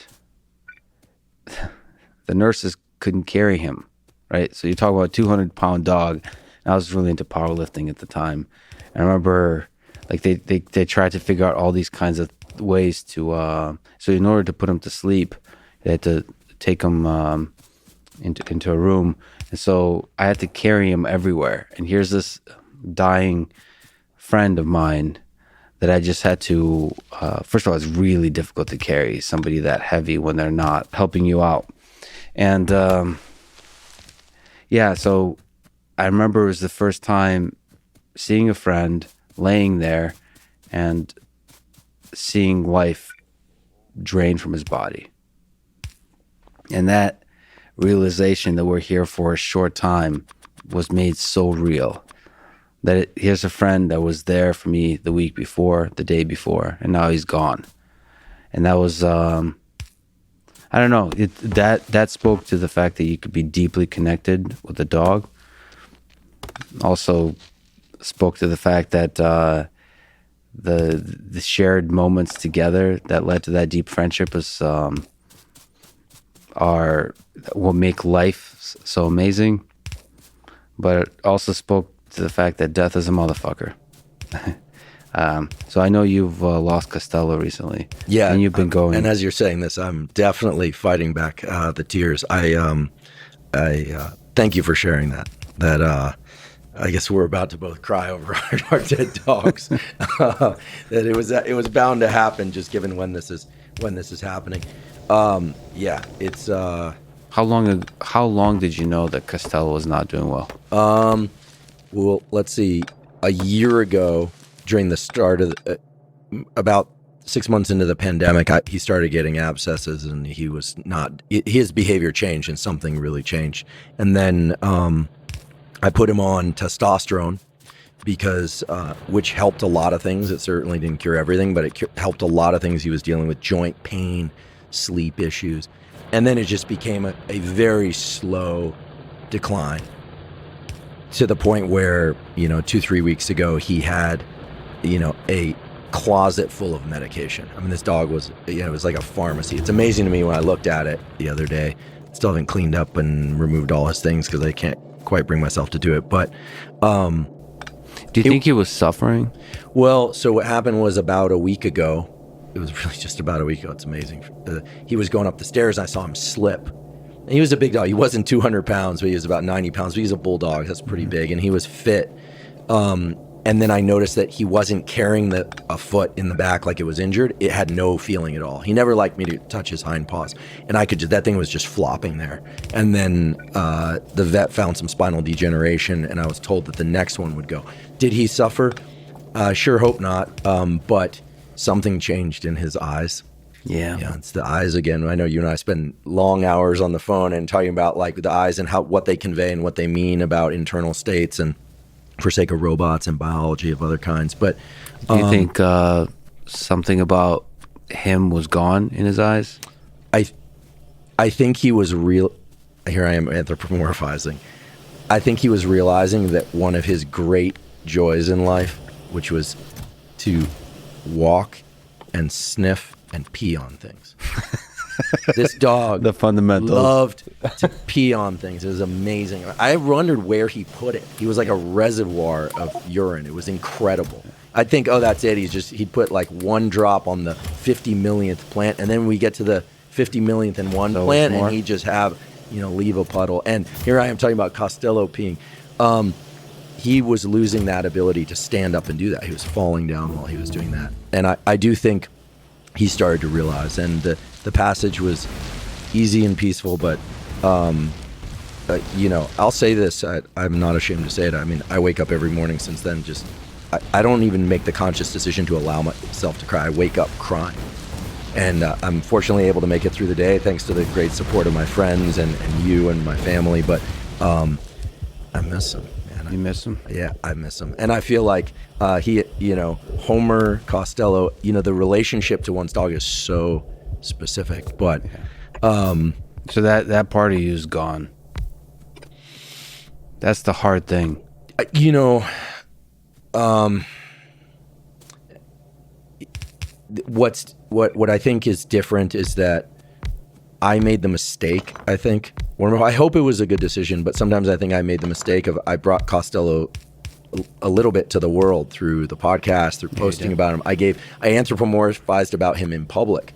Let's be honest, I have no idea what his mental life was or his relationship to me. And I'm just exploring all this for the first time because he was my first dog, but I raised him since he was 7 weeks. Yeah, you got to hold it together. I noticed the episode you released on Monday, you mentioned Costello. Like, you brought him back to life for me for that brief moment. Yeah, but he's gone. Well, he's going to be gone for a lot of people too. Well, this is what I'm struggling with. I think that maybe you're pretty good at this. Like, wait, have you done this before? This is the challenge. Is I actually part of me, I know how to take care of myself pretty well. Yeah. Not perfectly, but pretty well. And I have good support. I do worry a little bit about how it's going to land and how people will feel. I'm concerned about their internalization. So that's something I'm still iterating on. And they have to watch you struggle, which is fascinating. Right. And I've mostly been shielding them from this, but what would make me happiest is if people would internalize some of Costello's best traits, and his best traits were that he was incredibly tough. I mean, he was a 22-inch neck bulldog, the whole thing. He was just born that way. But what was so beautiful is that his toughness is never what he rolled forward. It was just how sweet and kind he was. And so, if people can take that, then there's a win in there someplace. So I think there's some ways in which you should probably live on in your podcast too. You should. It's such a. One of the things I loved about his role in your podcast is that he brought so much joy to you. We mentioned the robots, right? I think that's such a powerful thing, to bring that joy into, like, allowing yourself to experience that joy, to bring that joy to others, to share it with others. That's really powerful. And I mean, this is like the Russian thing is.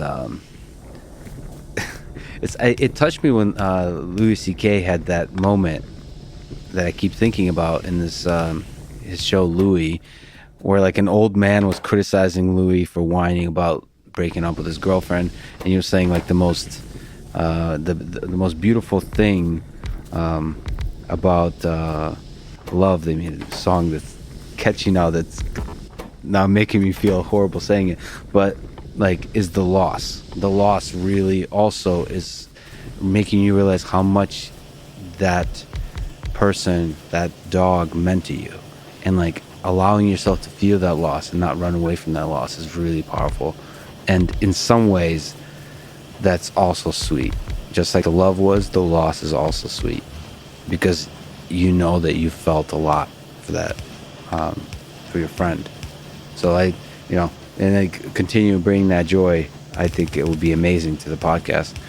I hope to do the same with with robots or whatever else is the source of joy, right? And maybe do you think about one day getting another dog?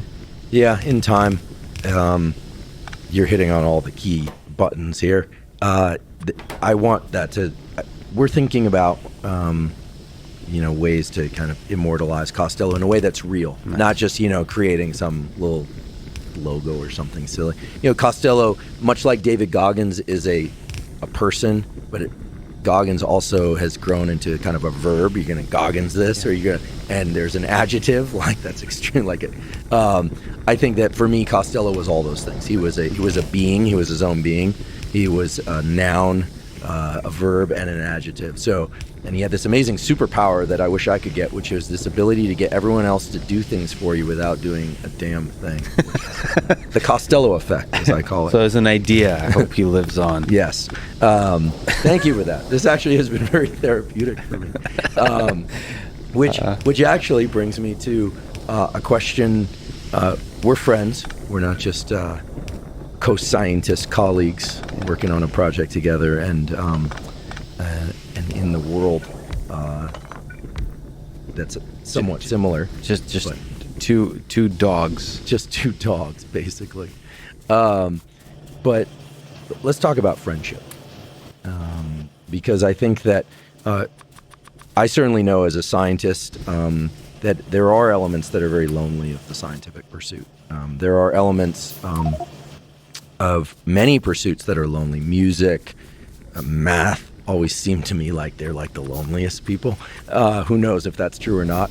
Also, people work in teams, and sometimes people are surrounded by people, interacting with people, and they feel very lonely.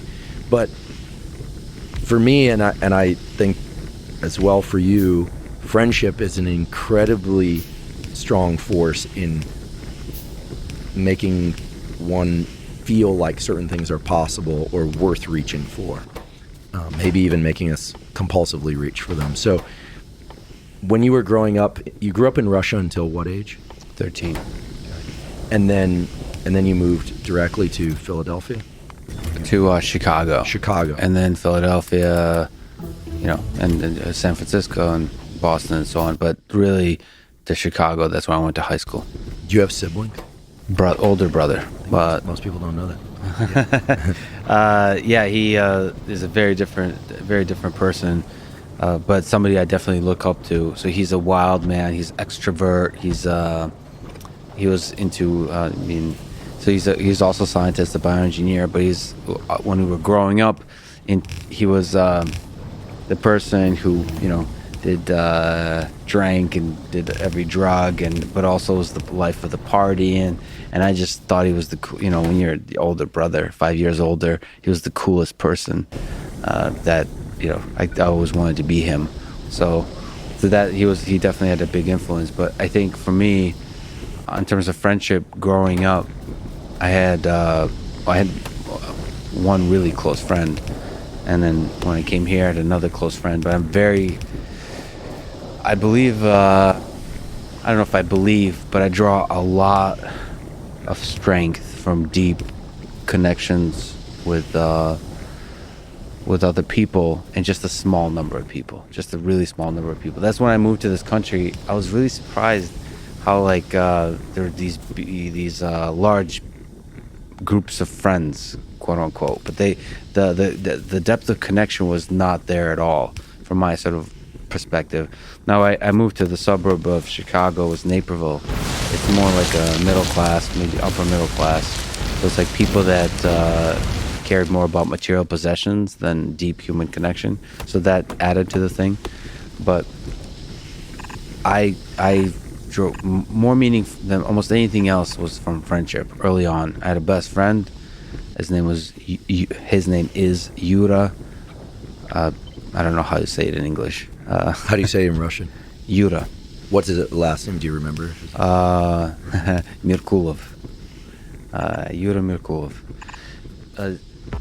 So we just spend all our time together. There's also a group of friends, like, I don't know, it's like 8 guys.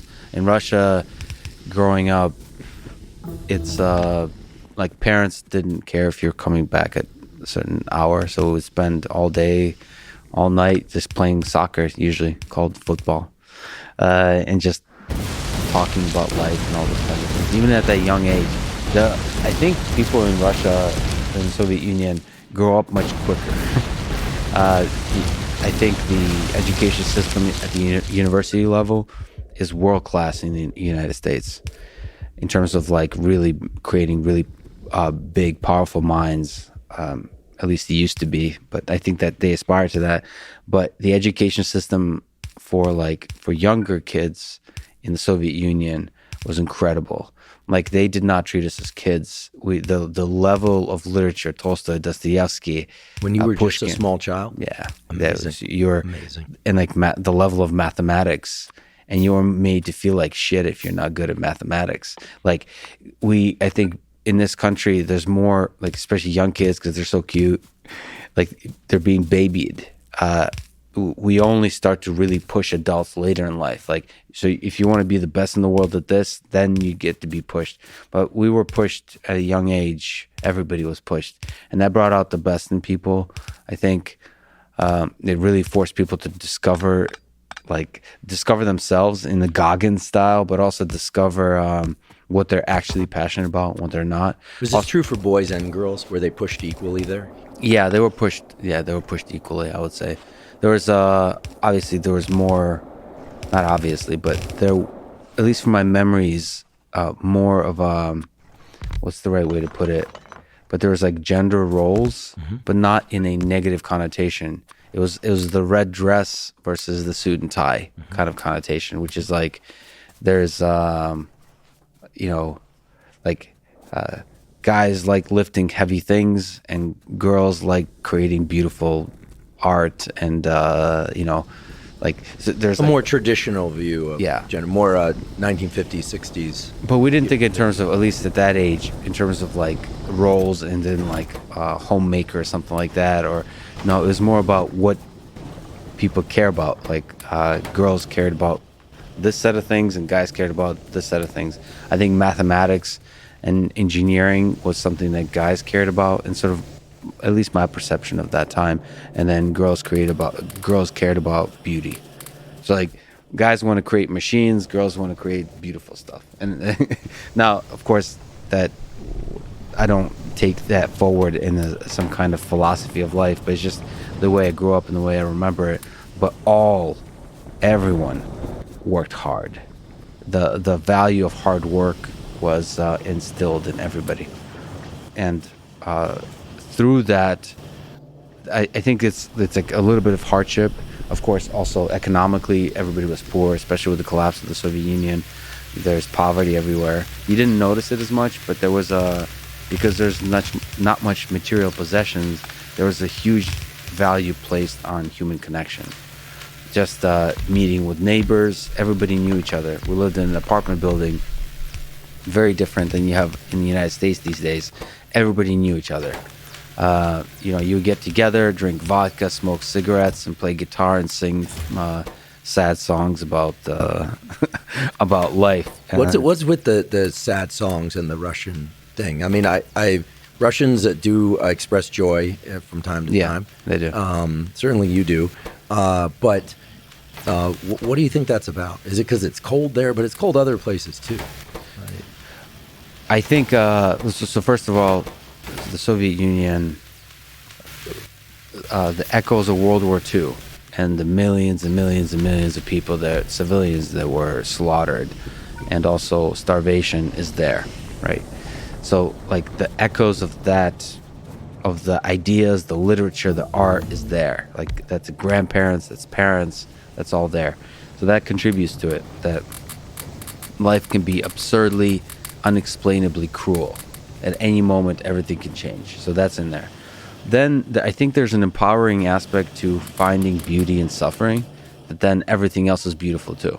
Like if you just linger, or it's like why you meditate on death.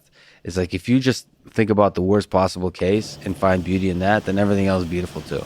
And so you write songs about the dark stuff. And that somehow helps you deal with whatever comes. There's a hopelessness to the Soviet Union, that like, you know, inflation, all those kinds of things where people were sold dreams and never delivered. And so like there's a if you don't sing songs about sad things, you're going to become cynical about this world. Interesting. So they don't want to give in to cynicism. Now, a lot of people did. You know, but that it's the battle against cynicism. One of the things that may be common in Russia is a kind of cynicism about, like if I told you the thing I said earlier about dreaming about robots, it's very common for people to dismiss that dream of saying, no, that's too wild. Like, who else do you know that did that? Or you want to start a podcast, like who else? Like nobody's making money on podcasts. Like, why do you want to start a podcast? That kind of mindset, I think, is quite common, which is why I would say entrepreneurship in Russia is still not very good. Which, to be a business, like to be an entrepreneur, you have to dream big. And you have to have others around you, like friends and support group, that make you dream big.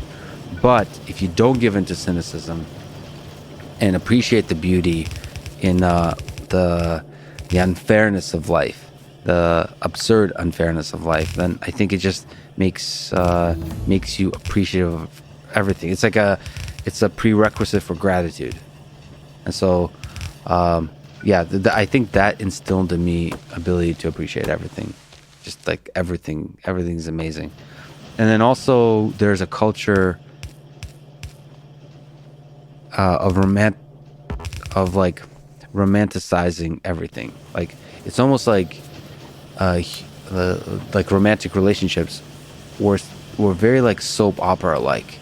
It's very like over the top dramatic. And I think that was instilled in me too. Not only do I appreciate everything about life, but I get like emotional about it. In a sense, like I get like a visceral feeling of joy for everything.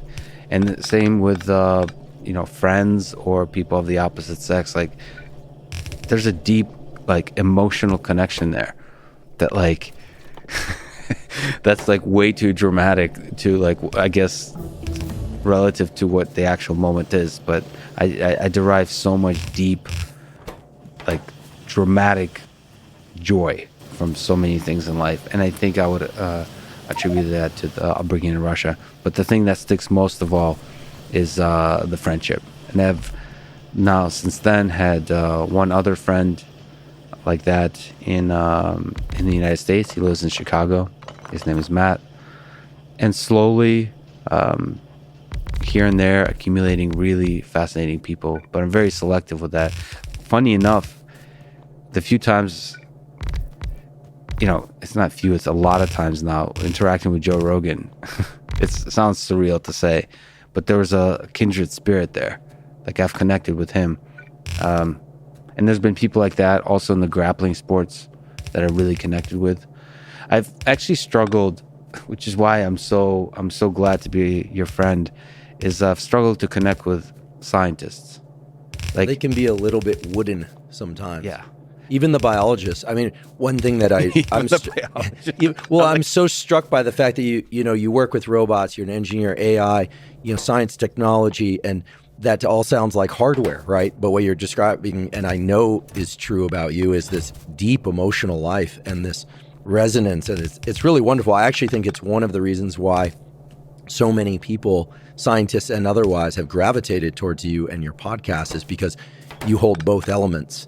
In Hermann Hesse's book, I don't know if you read Narcissus and Goldman, right? It's about these elements of the logical, rational mind and the emotional mind and how those are woven together. And if people haven't read it, they should. And you embody the full picture.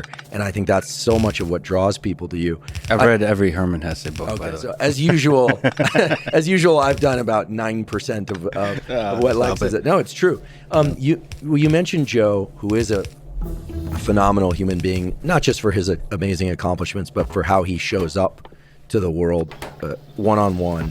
I think I heard him say the other day on an interview, he said, there is no public or private version of him. He's like, this is me. He said it was beautiful. He said, I'm like the fish that got through the net. There is no on-stage, off-stage version. And you're absolutely right. And you guys, good. I have a question actually about. But that's a really good point about public and private life. He was a huge. If I could just comment real quick, like that, he was. I've been a fan of Joe for a long time, but he's been an inspiration to not have any difference between public and private life. I actually had a conversation with Naval about this. He said that you can't have a rich life, like exciting life, if you're the same person publicly and privately. And I think I understand that idea, but I don't agree with it. I think it's really fulfilling and exciting to be the same person privately and publicly, with very few exceptions. Now, that said, I don't have any really strange sex kinks. So like, I feel like I can be open with basically everything. I don't have anything I'm ashamed of.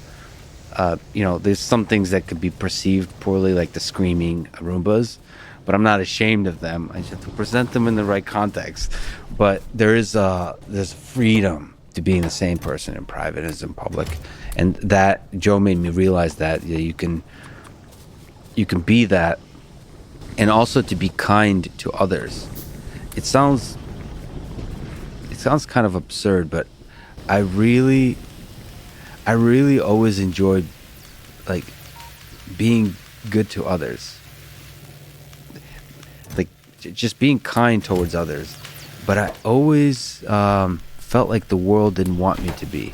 Like there's so much negativity when I was growing up, like just around people. If you actually just notice how people talk, they from like complaining about the weather. This could be just like the big cities that I visited, but there's a general negativity, and positivity is kind of suppressed. You're not seen as very intelligent, and two, there's a kind of, you're seen as like a little bit of a weirdo, and so I always felt like I had to hide that. And what Joe made me realize, one, I could be fully just the same person, private and public, and two, I can embrace being kind and just in the way that I like, in the way I know how to do. And sort of for me, on Twitter or like publicly, whenever I say stuff, that means saying stuff simply, almost to the point of cliche, and like I have the strength now to say it even if I'm being mocked. You know what I mean? Like, just, it's okay. Everything's going to be okay. Okay, some people will think you're dumb. They're probably right. The point is, like, just enjoy being yourself. And that Joe, more than almost anybody else, because he's so successful at it, inspired me to do that. Be kind and be the same person, private and public. I love it. And I love the idea that authenticity doesn't have to be oversharing, right? That it doesn't mean you reveal every detail of your life. It's a way of being true to an essence of oneself. Right. There's never a feeling when you deeply think and introspect that you're hiding something from the world, or you're being dishonest in some fundamental way. So, that's truly liberating. It allows you to think. It allows you to think freely, to speak freely, to just to be freely. That said, it's not like, it's not like there's not still a responsibility to be the best version of yourself. So, I'm very careful with the way I say something. So the whole point, it's not so simple to express the spirit that's inside you with words. It depends. I mean, some people are much better than others. I struggle, like, oftentimes when I say something and I hear myself say it, it sounds really dumb and not at all what I meant. So that's the responsibility you have. It's not just like being the same person publicly and privately means you can just say whatever the hell. It means there's still a responsibility to try to express who you truly are. And that's hard. It is hard. And I think that, so we have this pressure. All people, when I say we, I mean all humans, maybe robots too, feel this pressure to be able to express ourselves in that one moment, in that one form. And it is beautiful when somebody, for instance, can capture some essence of love or sadness or anger or something in a song or in a poem or in a short quote. But perhaps it's also possible to do it in aggregate. All the things, how you show up. For instance, one of the things that initially drew me to want to get to know you as a human being and a scientist, and eventually we became friends, was the level of respect that you brought to your podcast listeners by wearing a suit. Yeah. I'm being serious here. Well, I think of it I was raised thinking that if you overdress a little bit, overdressed by American, certainly by American standards, you're overdressed for a podcast, but it's genuine. You're not doing it for any reason except, I have to assume, and I assumed at the time, that it was because you have a respect for your audience. You respect them enough to show up a certain way for them. It's for you also, but it's for them. Yeah. And I think between that and your commitment to your friendship, the way that you talk about friendships and love, and the way you hold up these higher ideals, I think, at least as a consumer of your content, and as your friend, what I find is that in aggregate, you're communicating who you are. It doesn't have to be one quote or something. And I think that we're sort of obsessed by like the one Einstein quote or the one line of poetry or something. But I think you so embody the way that, and Joe as well, it's about how you live your life and how you show up as a collection of things and said and done. Yeah, that's fascinating. So the aggregate is the goal. The tricky thing, and Jordan Peterson talks about this because he's under attack way more than you and I will ever be. But Now, for now, right? This is very true for now. That the people who attack on the internet, this is one of the problems with Twitter, is they don't consider the aggregate. They take a single statements. And so one of the defense mechanisms, like again, why Joe has been an inspiration, is that when you in aggregate are a good person, a lot of people will know that. And so that makes you much more immune to the attacks of people that bring out an individual statement that might be a misstatement of some kind or doesn't express who you are. And so that I like that idea is the aggregate. And the power of the podcast is you have hundreds of hours out there and being yourself, and people get to know who you are. And once they do, and you post pictures of screaming Roombas as you kick them, they will understand that you don't mean well. By the way, as a side comment, I don't know if I want to release this because it's not just the Roombas. you have a whole dungeon of robots. Okay, so this is a problem. The Boston Dynamics came up against this problem, but let me work this out, like workshop this out with you, and maybe because we'll post this, people will let me know. So there's legged robots. You know, they look like a dog. They have I'm trying to create a very real human robot connection, but like they're also incredible because you can throw them like off of a building and they'll land fine.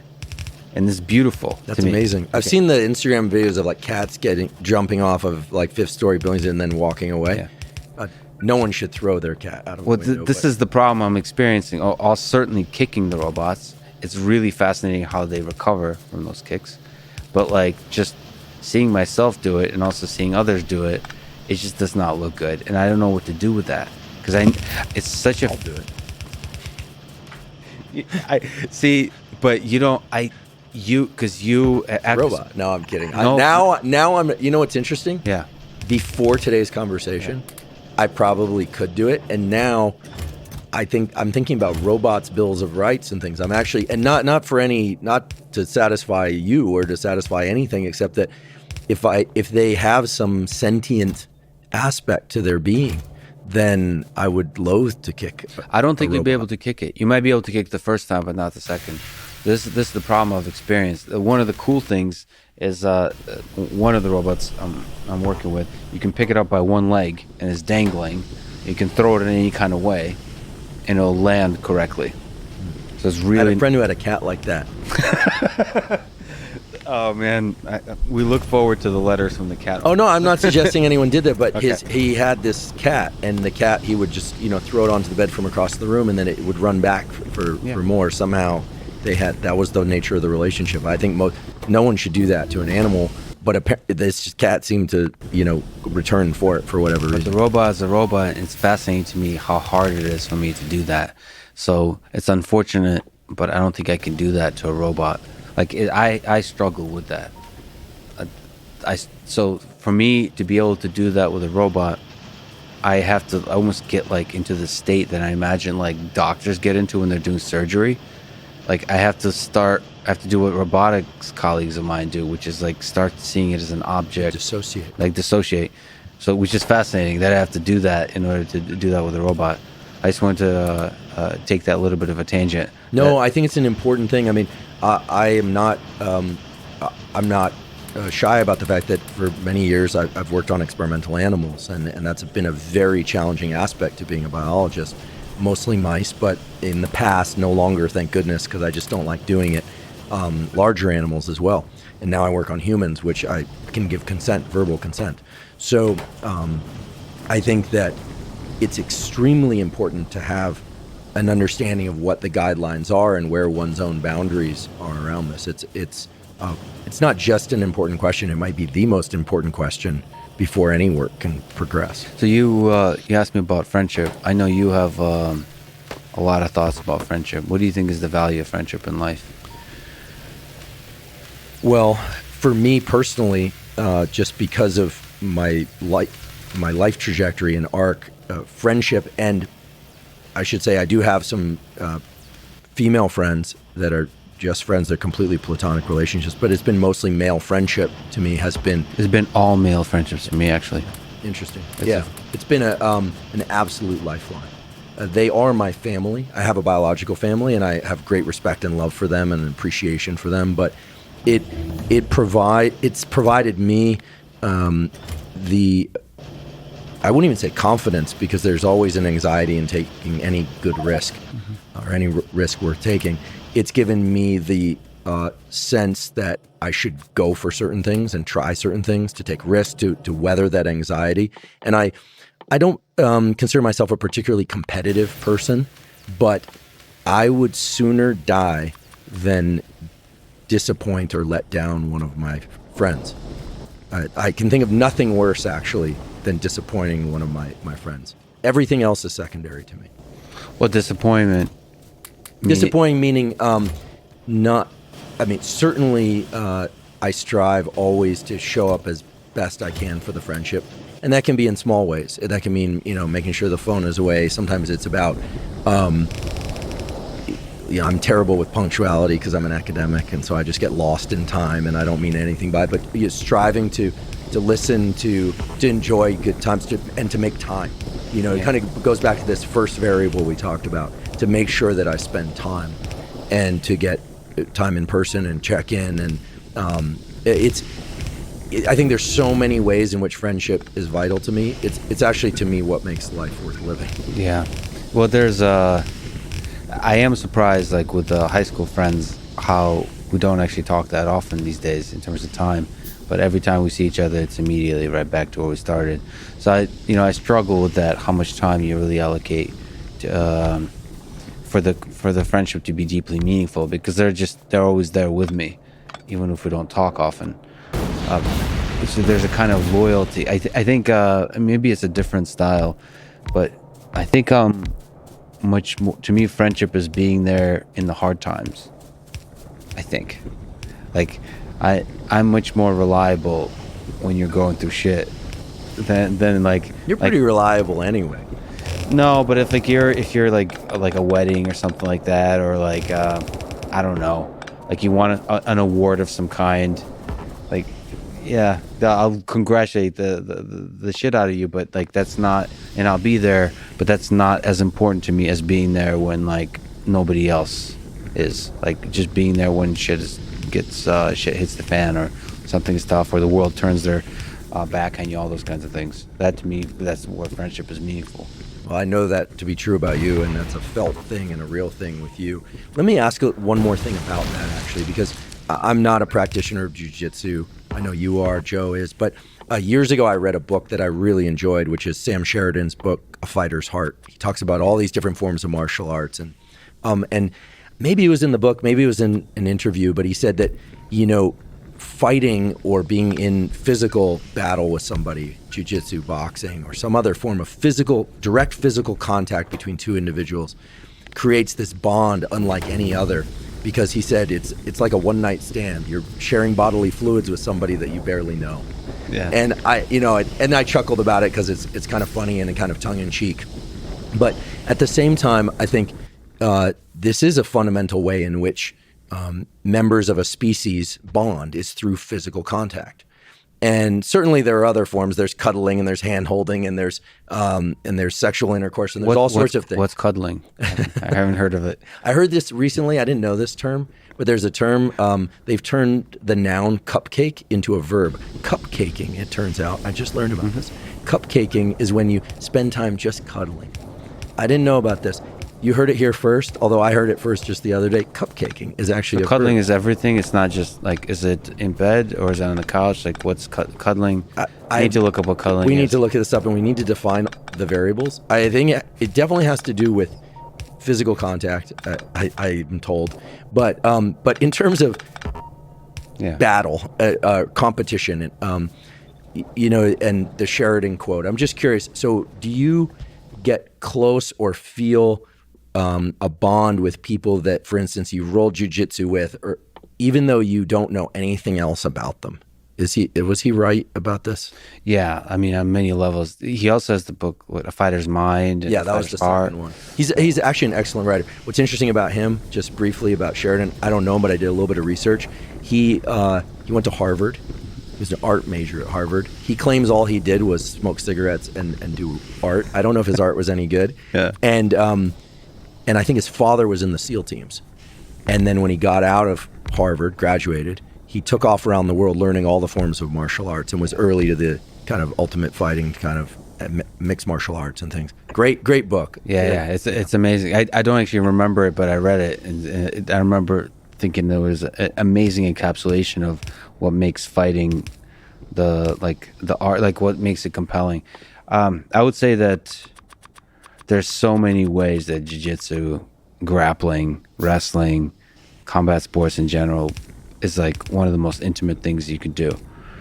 I don't know if I would describe it in terms of bodily liquids and all those kinds of things. I think he was more or less joking. But I think there's a few ways that it does that. So one, because you're so vulnerable. So that the honesty of stepping on the mat, and often all of us have ego, thinking we're better than we are at this particular art, and then the honesty of being submitted or being worse than you thought you are, and just sitting with that knowledge. That kind of honesty, we don't get to experience it in most of daily life. We can continue living somewhat of an illusion of our conceptions of ourselves, because people are not going to hit us with the reality. The mat speaks only the truth, that the reality just hits you. And that vulnerability is the same as like the loss of a loved one. It's the loss of a reality that you knew before. You now have to deal with this new reality. And when you're sitting there in that vulnerability, and there's these other people that are also sitting in that vulnerability, you get to really connect, like, fuck. Like, I'm not as special as I thought I was, and life is like not, life is harsher than I thought I was, and we're just sitting there with that reality. Some of us can put words to them, some of them can't. So I think that definitely is a thing that leads to intimacy. The other thing is the human contact. There is something about, like a big hug. Like during COVID, very few people hugged me, and I hugged them. And I always felt good when they did. Like, we're all tested, and especially now we're vaccinated, but there's still people, this is true of San Francisco, this is true in Boston, they want to keep not only 6 feet away, but stay at home and never touch you. That loss of basic humanity is the opposite of what I feel in jiu-jitsu, where it was like that contact where you're like, I don't give a shit about whatever rules we're supposed to have in society, where you have to keep a distance and all that kind of stuff. Just the hug, like that, the intimacy of a hug that's like a good bear hug, and you're like just controlling another person. And also there is some kind of love communicated through just trying to break each other's arms. I don't exactly understand why violence is such a close neighbor to love, but it is. Like, well, in the hypothalamus, the neurons that control sexual behavior, but also non-sexual contact, are not just nearby the neurons that control aggression and fighting. They are salt and pepper with those neurons. It's a very interesting, and it almost sounds kind of risque and controversial and stuff. I'm not anthropomorphizing about what this means, but in the brain, those structures are interdigitated. You can't separate them except at a very fine level. And here, the way you describe it is the same as a real thing. I do want to make an interesting comment. Again, these are things that could be taken out of context, but one of the amazing things about jiu-jitsu is both guys and girls train it. And I was surprised. So, like, I'm a big fan of yoga pants. At the gym kind of thing. It reveals the beauty of the female form. But the thing is, like, girls are, dressed in skin-tight clothes in jiu-jitsu often. And I found myself, like, not at all thinking like that at all when training with girls. Well, the context is very non-sexual. But that I was surprised to learn that. Like, when I first started jiu-jitsu, I thought, wouldn't that be kind of weird to train with the opposites, like in something so intimate Boys and girls, men and women, they roll jiu-jitsu. together completely? Interesting. And the only times girls kind of try to stay away from guys, I mean, there's two contexts. Of course, there's always going to be creeps in this world, so everyone knows who kind of to stay away from. And the other is like there's a size disparity, so girls will often try to roll with people a little bit closer weight-wise. But no, that's one of the things that are empowering to women. That's what they fall in love with when they start doing jiu-jitsu. Is I can, first of all, they gain an awareness and a pride over their body, which is great. And then second, they get to, especially later on, start submitting big dudes like these bros that come in who are all shredded and like muscular, and they get to do technique to exercise dominance over them. And that's a powerful feeling. You've seen women force a larger guy to tap or even choke him out. Well, I was deadlifting I think it's 495. So I was really into powerlifting when I started jiu-jitsu, and I remember being submitted by, I thought I walked in feeling like I'm going to be, if not the greatest fighter ever, at least top 3. And so as a white belt, you roll in like all happy, and then you realize that as long as you're not applying too much force, that you're having. I remember being submitted many times by like 130, 120 pound girls at Balance Studios in Philadelphia. They had a lot of incredible female jiu-jitsu players, and that's really humbling too. The technique can overpower in combat pure strength, and that's the other thing, that there is something about combat that's primal. Like it just feels like we were born to do this. Like that. Well, we have circuits in our brain that are dedicated to this kind of interaction. There's no question. And like that's what it felt like. It wasn't that I'm learning a new skill. It was like somehow I am remembering echoes of something I've learned in the past. Well, it's like hitting puberty.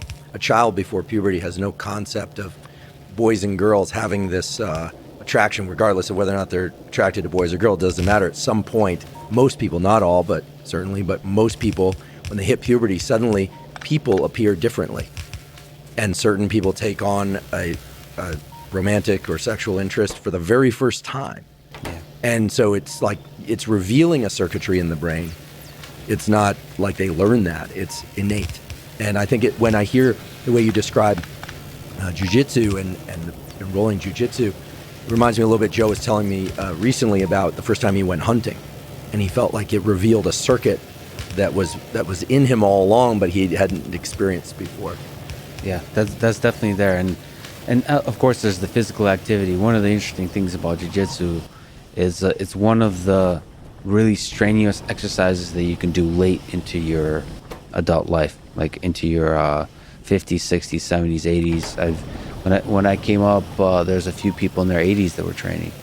And as long as you're smart, as long as you practice techniques and pick your partners correctly, you can do that kind of art late into life. And so you're getting exercise. There's not many activities I find that are amenable to that. So because it's such a thinking game, the jiu-jitsu in particular is an art where technique pays off a lot. So you can still maintain, first of all, remain injury-free if you use good technique, and also through good technique, be able to go, be active with people that are much, much younger. And so that was, to me, that and running are the two activities you can kind of do late in life, because to me, a healthy life has exercise as the piece of the puzzle. No, absolutely. And I'm glad that we're on the physical component, because I know that there's, for you, you've talked before about the crossover between the physical and the intellectual and the mental. And are you still running at ridiculous hours of the night for ridiculously long? Yeah, so runs? I'm definitely. I've been running late at night here in Austin. The area we're in now, people say is a dangerous area, which I find laughable coming from the bigger cities. No, I run late at night. There's something. If you see a guy running through Austin at 2 a.m. in a suit and tie, it's probably. Well, yeah, I mean, I do think about that because I get recognized more and more in Austin. I worry that, not really, that I get recognized late at night, but there is something about the night that brings out those deep philosophical thoughts and self-reflection that I really enjoy. But recently, I started getting back to the grind. So I'm going to be competing, or hoping to compete in September and October. In jiu-jitsu. In jiu-jitsu, yeah, to get back to competition. And so that requires getting back into great cardio shape. And so I've been getting running as part of my daily routine. Got it. Yeah. I always know I can reach you regardless of time zone in the middle of the night, wherever that happens. Well, part of that has to be just being single and being a programmer. Those two things just don't work well in terms of a steady sleep schedule. It's not banker's hours kind of work. No. 9 to 5. I want to. You mentioned single. I want to ask you a little bit about the other form of relationship, which is romantic love. So, your parents are still married? Still married, still happily married. That's impressive. Yeah. A rare thing nowadays. Yeah. So you grew up with that example. Yeah, I guess that's a powerful thing, right? If there's an example that I think can work. Yeah, I didn't have that in my own family, but when I see it, it's inspiring and it's beautiful. The fact that they have that and that was the norm for you, I think, is really wonderful. But it was in the case of my parents, it was interesting to watch because there's obviously tension. Like there would be times where they fought and all those kinds of things. They obviously get frustrated with each other, and but they find mechanisms how to communicate that to each other, like to make fun of each other a little bit, like to tease, to get some of that frustration out, and then ultimately to reunite and find their joyful moments and be that the energy. And I think it's clear because they got together in their, I think, early 20s, like very, very young. I think you grow together as people. Yeah, you're still in the critical period of brain plasticity. And also, I mean, it's just like divorce was so frowned upon that you stick it out. And I think a lot of couples, especially from that time in the Soviet Union, that's probably applies to a lot of cultures. You stick it out and you put in the work. You learn how to put in the work. And once you do, you start to get to some of those rewarding aspects of being like through time, sharing so many moments together. You know, that's definitely something that that was an inspiration to me. But maybe that's where I have a similar kind of longing to have a lifelong partner, like that, have that kind of view, where same with friendship, lifelong friendship is the most meaningful kind. That there's something with that time of sharing all that time together, like till death do us part, is a powerful thing. Not by force, not because the religion said it or the government said it or your culture said it, but because you want to. Do you want children? Definitely, yeah. Definitely want children. It's How many Roombas do you have? Oh, I thought You should human children. No, human children. Because I already have the children. Exactly. Well, I was saying you That's why I probably don't need at wanna kick least them. as many human children as you do Roombas. Big family, small family. So In your mind's eye, is there are there a bunch of little Friedmans running around? So I'll tell you, like, realistically, I can explain exactly my thinking, and this is similar to the robotics work. Is if I'm like purely logical right now, my answer would be I don't want kids, because I just don't have enough time. I have so much going on. But when I'm using the same kind of vision I use for the robots, is I know my life would be transformed with the first. Like, I know I would love being a father. And so the question of how many, that's on the other side of that hill. It could be some ridiculous number. So I just know that I have a feeling, and I don't have a crystal ball, but I don't know. I see in upwards of certainly 3 or more comes to mind. so much of that has to do with the partner you're with too. So like that's such an open question, especially in this society, of what the right partnership is. Because I'm deeply empathetic.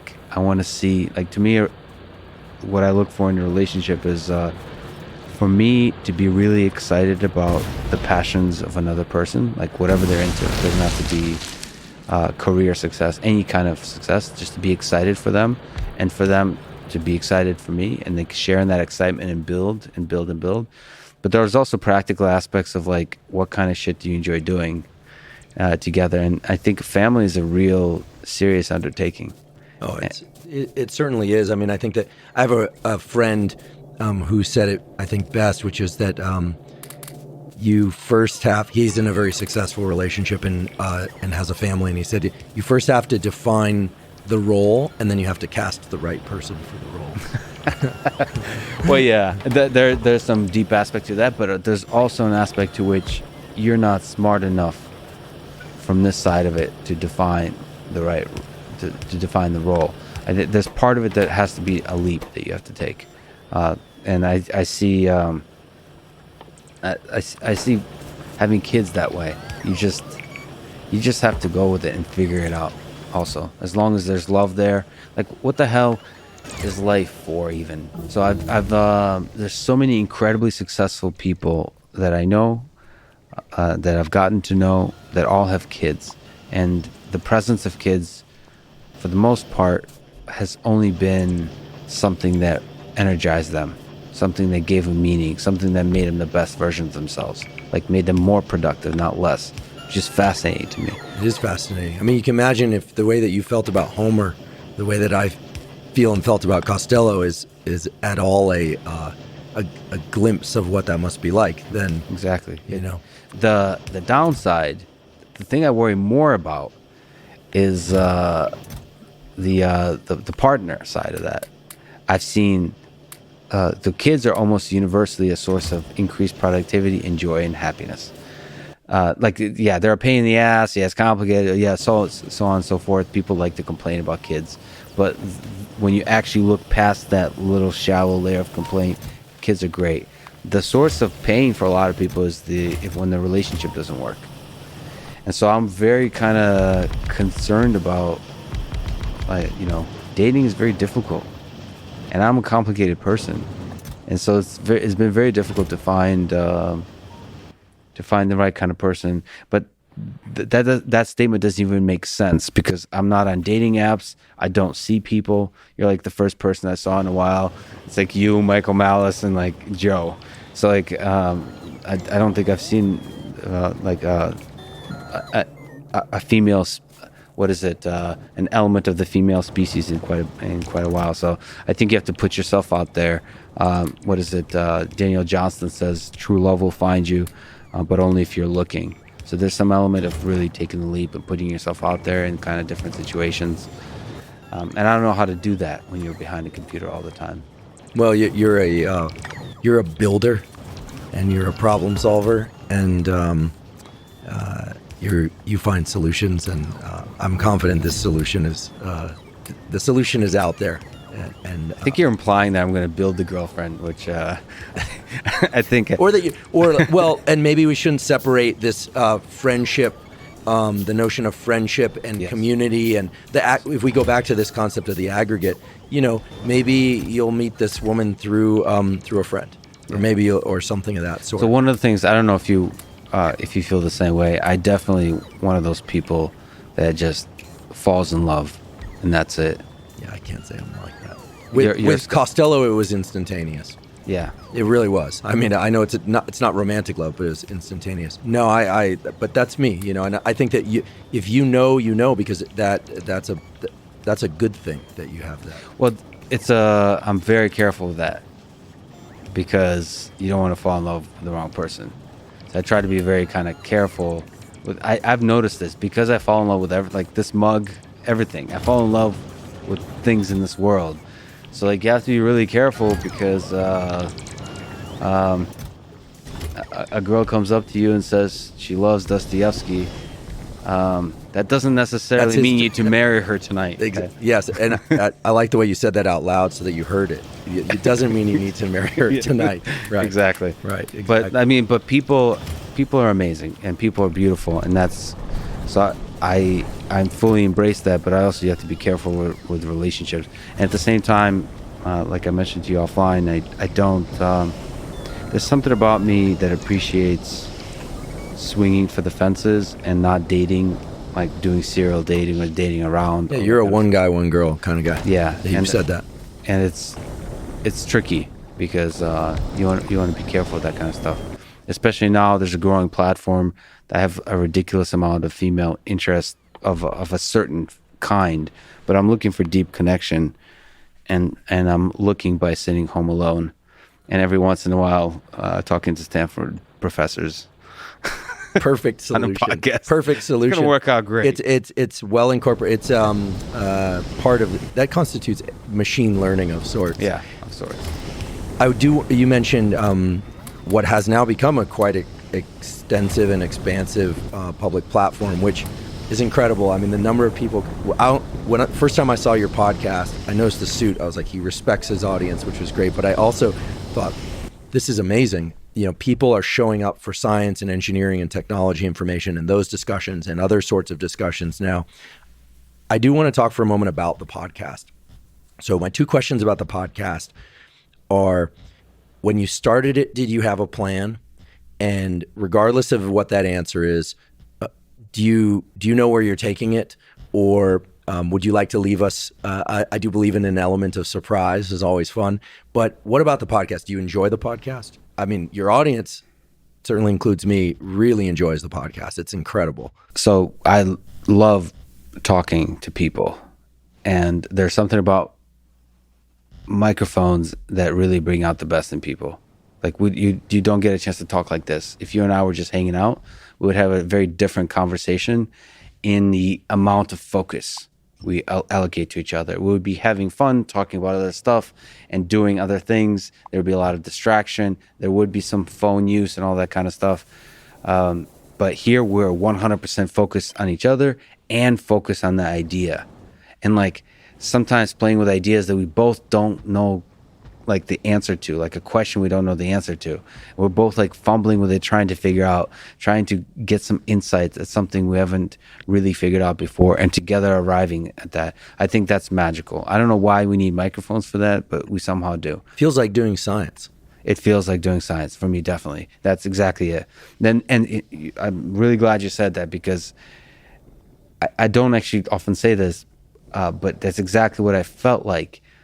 I wanted to talk to friends and colleagues at MIT to do real science together. That's how I felt about it. Like to really talk through problems that are actually interesting, as opposed to like incremental work that we're currently working for a particular conference. So really asking questions like, what are we doing? Like, where's this headed to?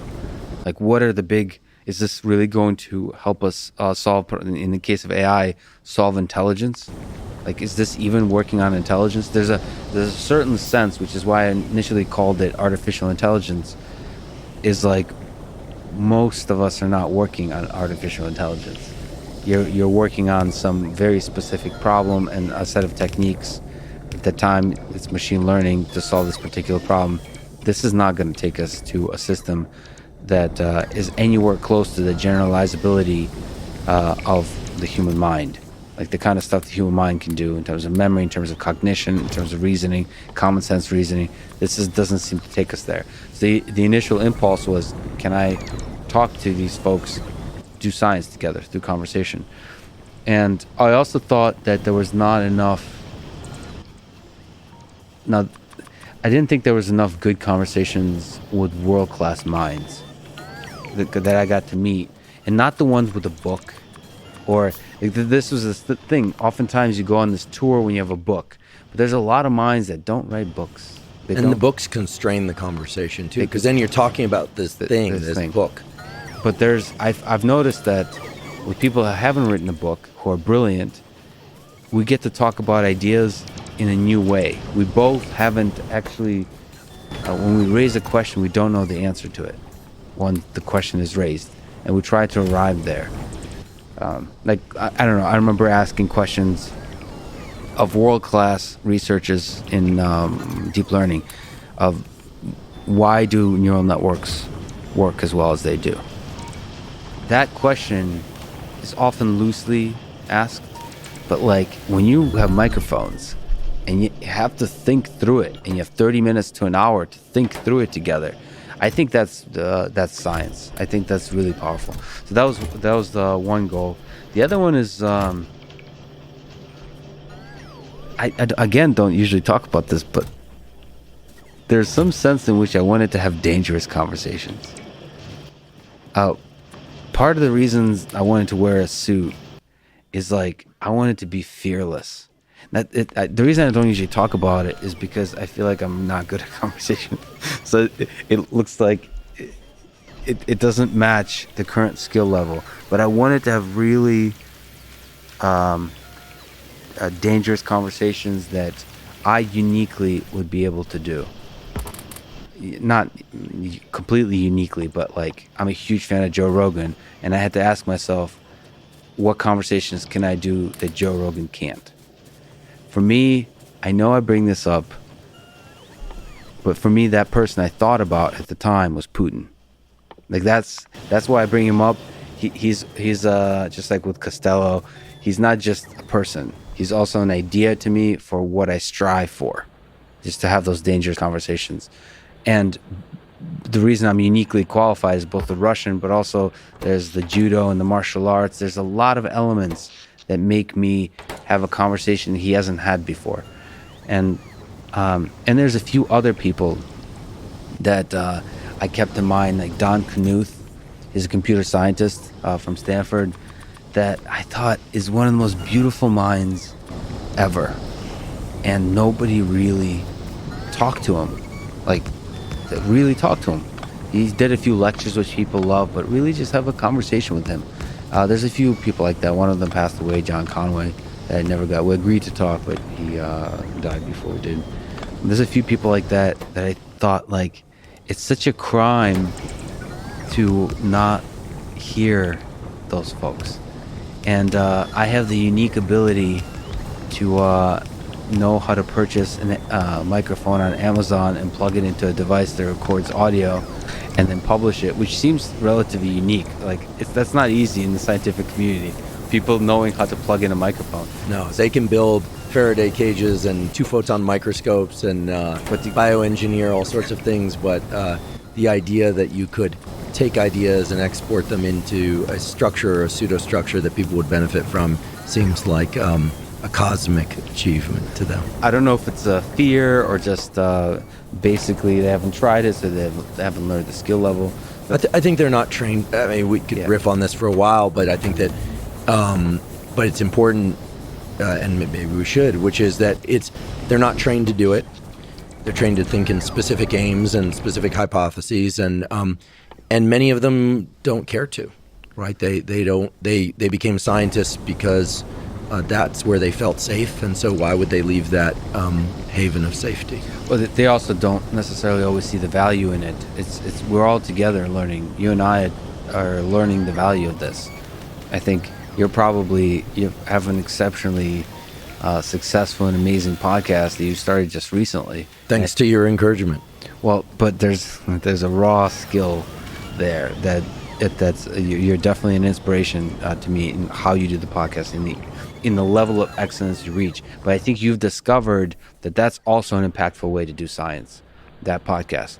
And I think a lot of scientists have not yet discovered that this is if they apply same kind of rigor as they do to academic publication or to even conference presentations, and they do that rigor and effort to podcast, whatever that is. That could be a 5-minute podcast, a 2-hour podcast. It could be conversational, or it can be more like lecture-like. If they apply that effort, you have the potential to reach over time tens of thousands, hundreds of thousands, millions of people, and that's really, really powerful. But yeah, for me, giving a platform to a few of those folks, especially for me personally, so maybe you can speak to what fields you're drawn to, but I thought computer scientists were especially bad at this. So there's brilliant computer scientists that I thought it would be amazing to explore their mind, explore their thinking, and so that I took that almost as an effort. And at the same time, I had other guests in mind, or people that connect to my own interests. So the wrestling, music, football, both American football and soccer. I have a few particular people that I'm really interested in. Buvai Saitiev, the Saitiev brothers, even Khabib for wrestling, just to talk to them. Because you guys can communicate in Russian and in wrestling, right? As wrestlers and as Russians. And so that little, it's like an opportunity to explore a mind that I'm able to bring to the world, and also I feel like it makes me a better person, just that being that vulnerable and exploring ideas together. I don't know, like good conversation. I don't know how often you have really good conversation with friends, but like podcasts are like that, and it's deeply moving. It's the best, and what you've brought through. I mean, when I saw you sit down with Penrose, Nobel Prize-winning physicist and these other folks, it's not just because he has a Nobel. It's what comes out of his mouth is incredible, and what you were able to hold in that conversation was so much better, light years beyond what he had any other interviewer. I don't want to even call you an interviewer because it's really about conversation. Light years beyond what anyone else had been able to engage with him was such a beacon of what's possible. And I know that I think that's what people are drawn to. And there's a certain intimacy that certainly if two people are friends as we are and they know each other, that there's more of that, but there's an intimacy in those kinds of private conversations that are made public. And well, that's with you, you're probably starting to realize, and Costello, is like part of it, because you're authentic and you're putting yourself out there completely. People are almost not just consuming the words you're saying, they also enjoy watching you, Andrew, struggle with these ideas or try to communicate these ideas. They like the flaws. They like a human being exploring ideas. Flaws? Well, that's good because I got plenty of those. Well, they like the self-critical aspects, like where you're very careful, where you're very self-critical about your flaws. I mean, that in that same way, it's interesting, I think, for people to watch me talk to Penrose, not just because Penrose is communicating ideas, but here's this like silly kid trying to explore ideas. Like they know this kid, that there's a human connection that is really powerful. Same, I think, with Putin, right? Like it's not just a good interview with Putin. It's also here's this kid struggling to talk with one of the most powerful, some would argue dangerous people in the world. That they love that the authenticity that led up to that, like, and in return I get to connect everybody I run to in the street and all those kinds of things. There's a depth of connection there, almost within like a minute or two, that's unlike any other. Yeah, there's an intimacy that you've formed with them. Yeah, we've been on this like journey together. I mean, I have the same thing with Joe Rogan before I ever met him, right? Like because I was a fan of Joe for so many years. There's something, there's a kind of friendship, as absurd as it might be to say, in podcasting, in listening to podcasts. Yeah, maybe it fills in a little bit of that, or solves a little bit of that loneliness that you're talking about. Until the robots are here. I have just a couple more questions, but one of them is on behalf of your audience, which is, I'm not going to ask you the meaning of the hedgehog, but I just want to know, does it have a name? And you don't have to tell us the name, but just does it have a name, yes or no? Well, there's a name he likes to be referred to as, and then there's a private name in the privacy of our own company that we call each other. No. I'm not that insane. No, his name is Hedgie. He's a hedgehog. I don't like stuffed animals. But his story is one of minimalism. So I gave away everything I own now 3 times in my life. By everything, I mean almost everything. Kept jeans and shirt and a laptop. And recently it's also been guitar, things like that. But he survived because he was always in the, at least in the first 2 times, was in the laptop bag. And he just got lucky. And so I just like the perseverance of that. And I first saw him in the reason I got a stuffed animal and I don't have other stuffed animals is it was in a thrift store in this like giant pile of stuffed animals, and he jumped out at me because unlike all the rest of them, he has this intense, mean look about him. That he's upset at life, at the cruelty of life, and just especially in the contrast to the other stuffed animals, they have this dumb smile on their face. Like if you look at most stuffed animals, they have this dumb look on their face. Yeah. They're just happy. It's like Pleasantville. That's what we say in neuroscience. They have a smooth cortex, not many folds. Exactly. And this like Hedgie like saw through all of it. He was like Dostoevsky's Man from Underground. I mean, there's a sense that he saw the darkness of the world and persevered. So like, and there's also a famous Russian cartoon, Hedgehog in the Fog, that I grew up with, I connected with. There's people who know of that cartoon. You can see it on YouTube. It's like Hedgehog in the Fog. Yeah, it's just as you would expect, especially from like early Soviet cartoons. It's a hedgehog, like sad, walking through the fog, exploring like loneliness and sadness. It's like, but it's beautiful. It's like a piece of art. People should, even if you don't speak Russian, you'll understand. Oh, it's in. The moment you said that, I was going to ask. So it's in Russian, but of course it's in Russian. It's in Russian, but it's more. There's very little speaking in it. It's almost. There's an interesting exploration of how you make sense of the world when you see it only vaguely through the fog. So he's trying to understand the world. Here we have Mickey Mouse. Yeah, I know. We have Bugs Bunny. Yeah. We have all these, crazy animals, and you have the hedgehog in the fog. So there's a certain period, and this is again, I don't know what it's to attribute it to, but it was really powerful. Which there's a period in Soviet history, I think probably 70s and 80s, where, like, especially kids were treated very seriously. Like they were treated like they're able to deal with the weightiness of life, and that was reflected in the cartoons. And it was allowed to have like really artistic content, not like dumb cartoons that are trying to get you to be like smile and run around, but like create art, like stuff that, you know how like short cartoons or short films can win Oscars. Like that's what they're swinging for. So what strikes me about this is a little bit how we were talking about the suit earlier. It's almost like they treat kids with respect. Yeah. Like that they have an intelligence and they honor that intelligence. Yeah, they're really just adult in a small body. Like you want to protect them from the true cruelty of the world. Sure. But in terms of their intellectual capacity or like philosophical capacity, they're right there with you. And so the cartoons reflected that. The art that they consumed, education reflected that. So he represents that. I mean, there's a sense of, because he survived so long, and because I don't like stuffed animals, that it's like we've been through all of this together, and it's the same, sharing the moments together. It's the friendship, and there's a sense in which, if all the world turns on you and goes to hell, at least we got each other. That and he doesn't die because he's an inanimate object. So until you animate him, to animate him, and then I probably wouldn't want to know what he was thinking about this whole time.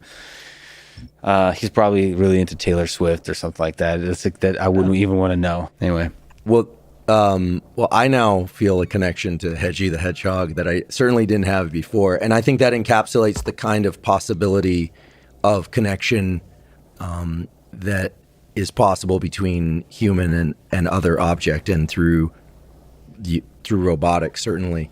There's a saying that I heard when I was a graduate student that's just been ringing in my mind throughout this conversation in such a, I think, appropriate way, which is that, Lex, you are in a minority of one. You are truly extraordinary in your ability to encapsulate so many aspects of science, engineering, public communication about so many topics, martial arts, and the emotional depth that you bring to it, and just the purposefulness. And I think if it's not clear to people, it absolutely should be stated, but I think it's abundantly clear that just the amount of time and thinking that you put into things is it is the ultimate mark of respect. So I'm just extraordinarily grateful for your friendship and for this conversation. I'm proud to be your friend, and I just wish you showed me the same kind of respect by wearing a suit and make your father proud. Maybe next time.